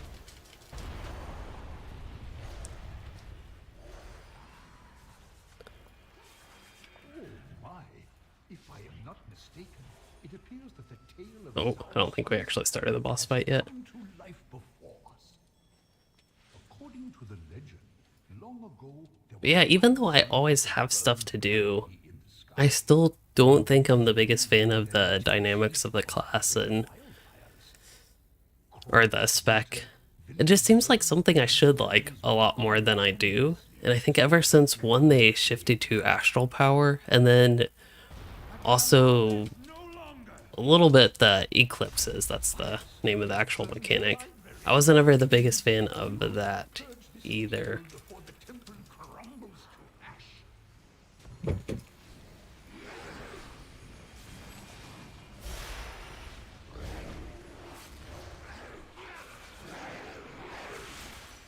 But I still think it was worth a try here in the Dragonflight pre-patch.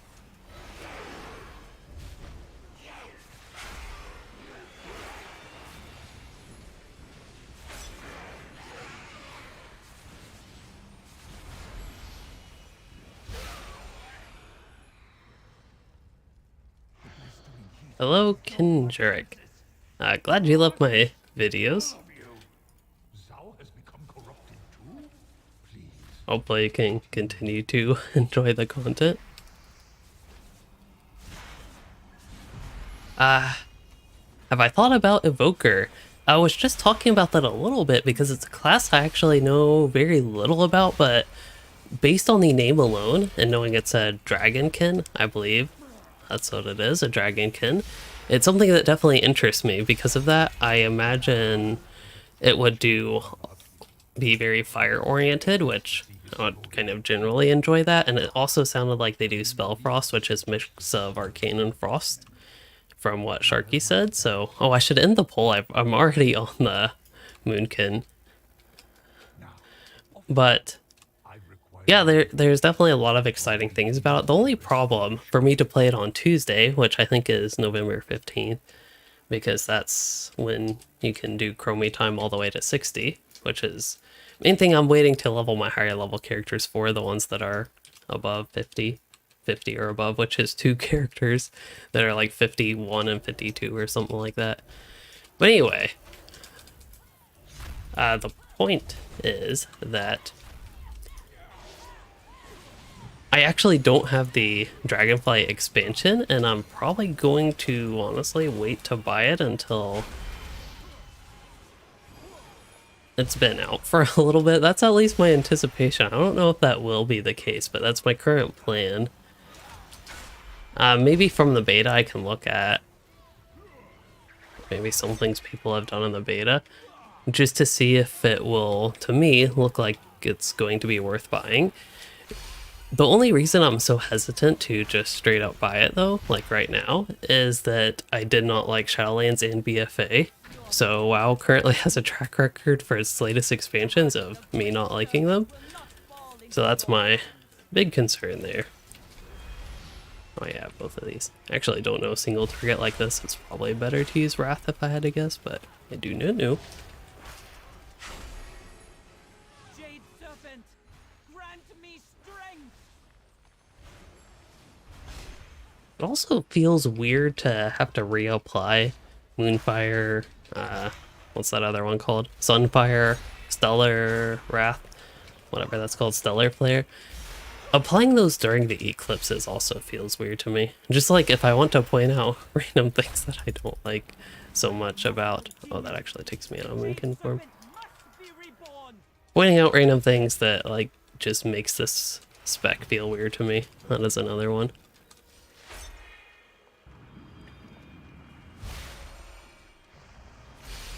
Oh yeah, didn't you want to use Star Surge like right at the start of any clips for some reason? Maybe. The haze has been lifted from my eyes. Forgive me. But yeah, that's the thing with those two expansions, and just why tend to be a bit more hesitant with just going ahead and getting Dragonflight. That said, what I've seen so far is I should prefer it over the past two expansions.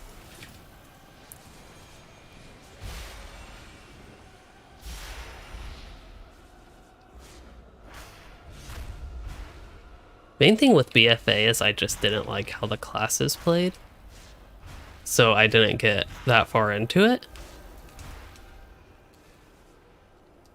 And then I also, in Shadowlands, I started to prefer a little bit how the classes played. The level squish, all that was exciting, but then that didn't help for characters that were high enough level for Shadowlands content. And I really didn't like Shadowlands content.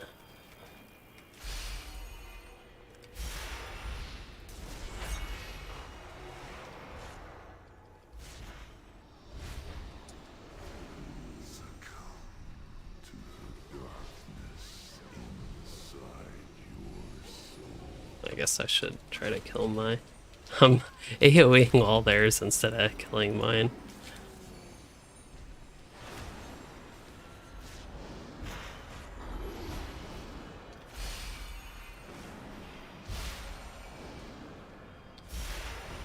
So for you, Kendrick, you said you hated how long travel took in Shadowlands. I didn't even get to a point where that was a problem for me. But also grinding the Covenants, I also did not get to that point. Like, that's how long I lasted in Shadowlands. I didn't even get to these issues that it sounds like you, and I think I've even heard similar stories with other people having.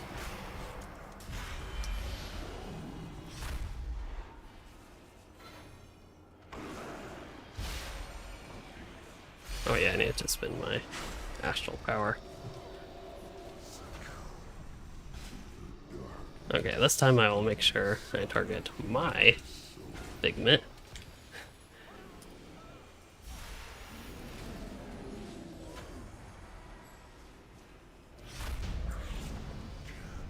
So for you, Scott, it sounds like you felt like Shadowlands was fine the first time through it. Oh, after that in Endgame, felt like they were punishing you for subbing. Sounds like maybe it's a good thing that I didn't even try to make it to Endgame. Well, level 48. This character, I should try Feral at some point, just to also give that a fair evaluation, but I don't know if I can like the way Balance plays with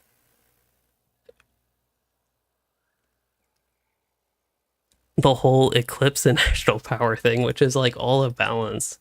So that maybe explains why. Okay, let's abandon that. Let's get out of the Shadowlands campaign. Champion, Hey. the veil between our world and the Shadowlands has been sundered.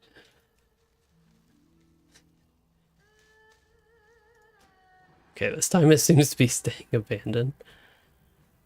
Anyway, I should get going because it is really late and I've had fun today. I know Balance wasn't the most fun for me, and it's just sad because it's something I really feel like I should enjoy. Oh, wrong one. But I'm not. That said, for all I know, maybe Feral's significantly more fun than at least for me, more fun for me than it used to be. So we can try that one out, and it's going to be really hard for them to make Healing Druid and Tanking Druid not fun. But then again, they've made Balance not that fun for me. So that is where I stand with this character currently. I don't even know if I'd play this character specifically for a Druid, but I might play the one I have on the sister realm to this one. Anyway, I think it is as I mentioned, a good point for me to wrap up one because I'm going to just keep rambling because it is late. And that is also exactly why I should probably get wrapped up with things.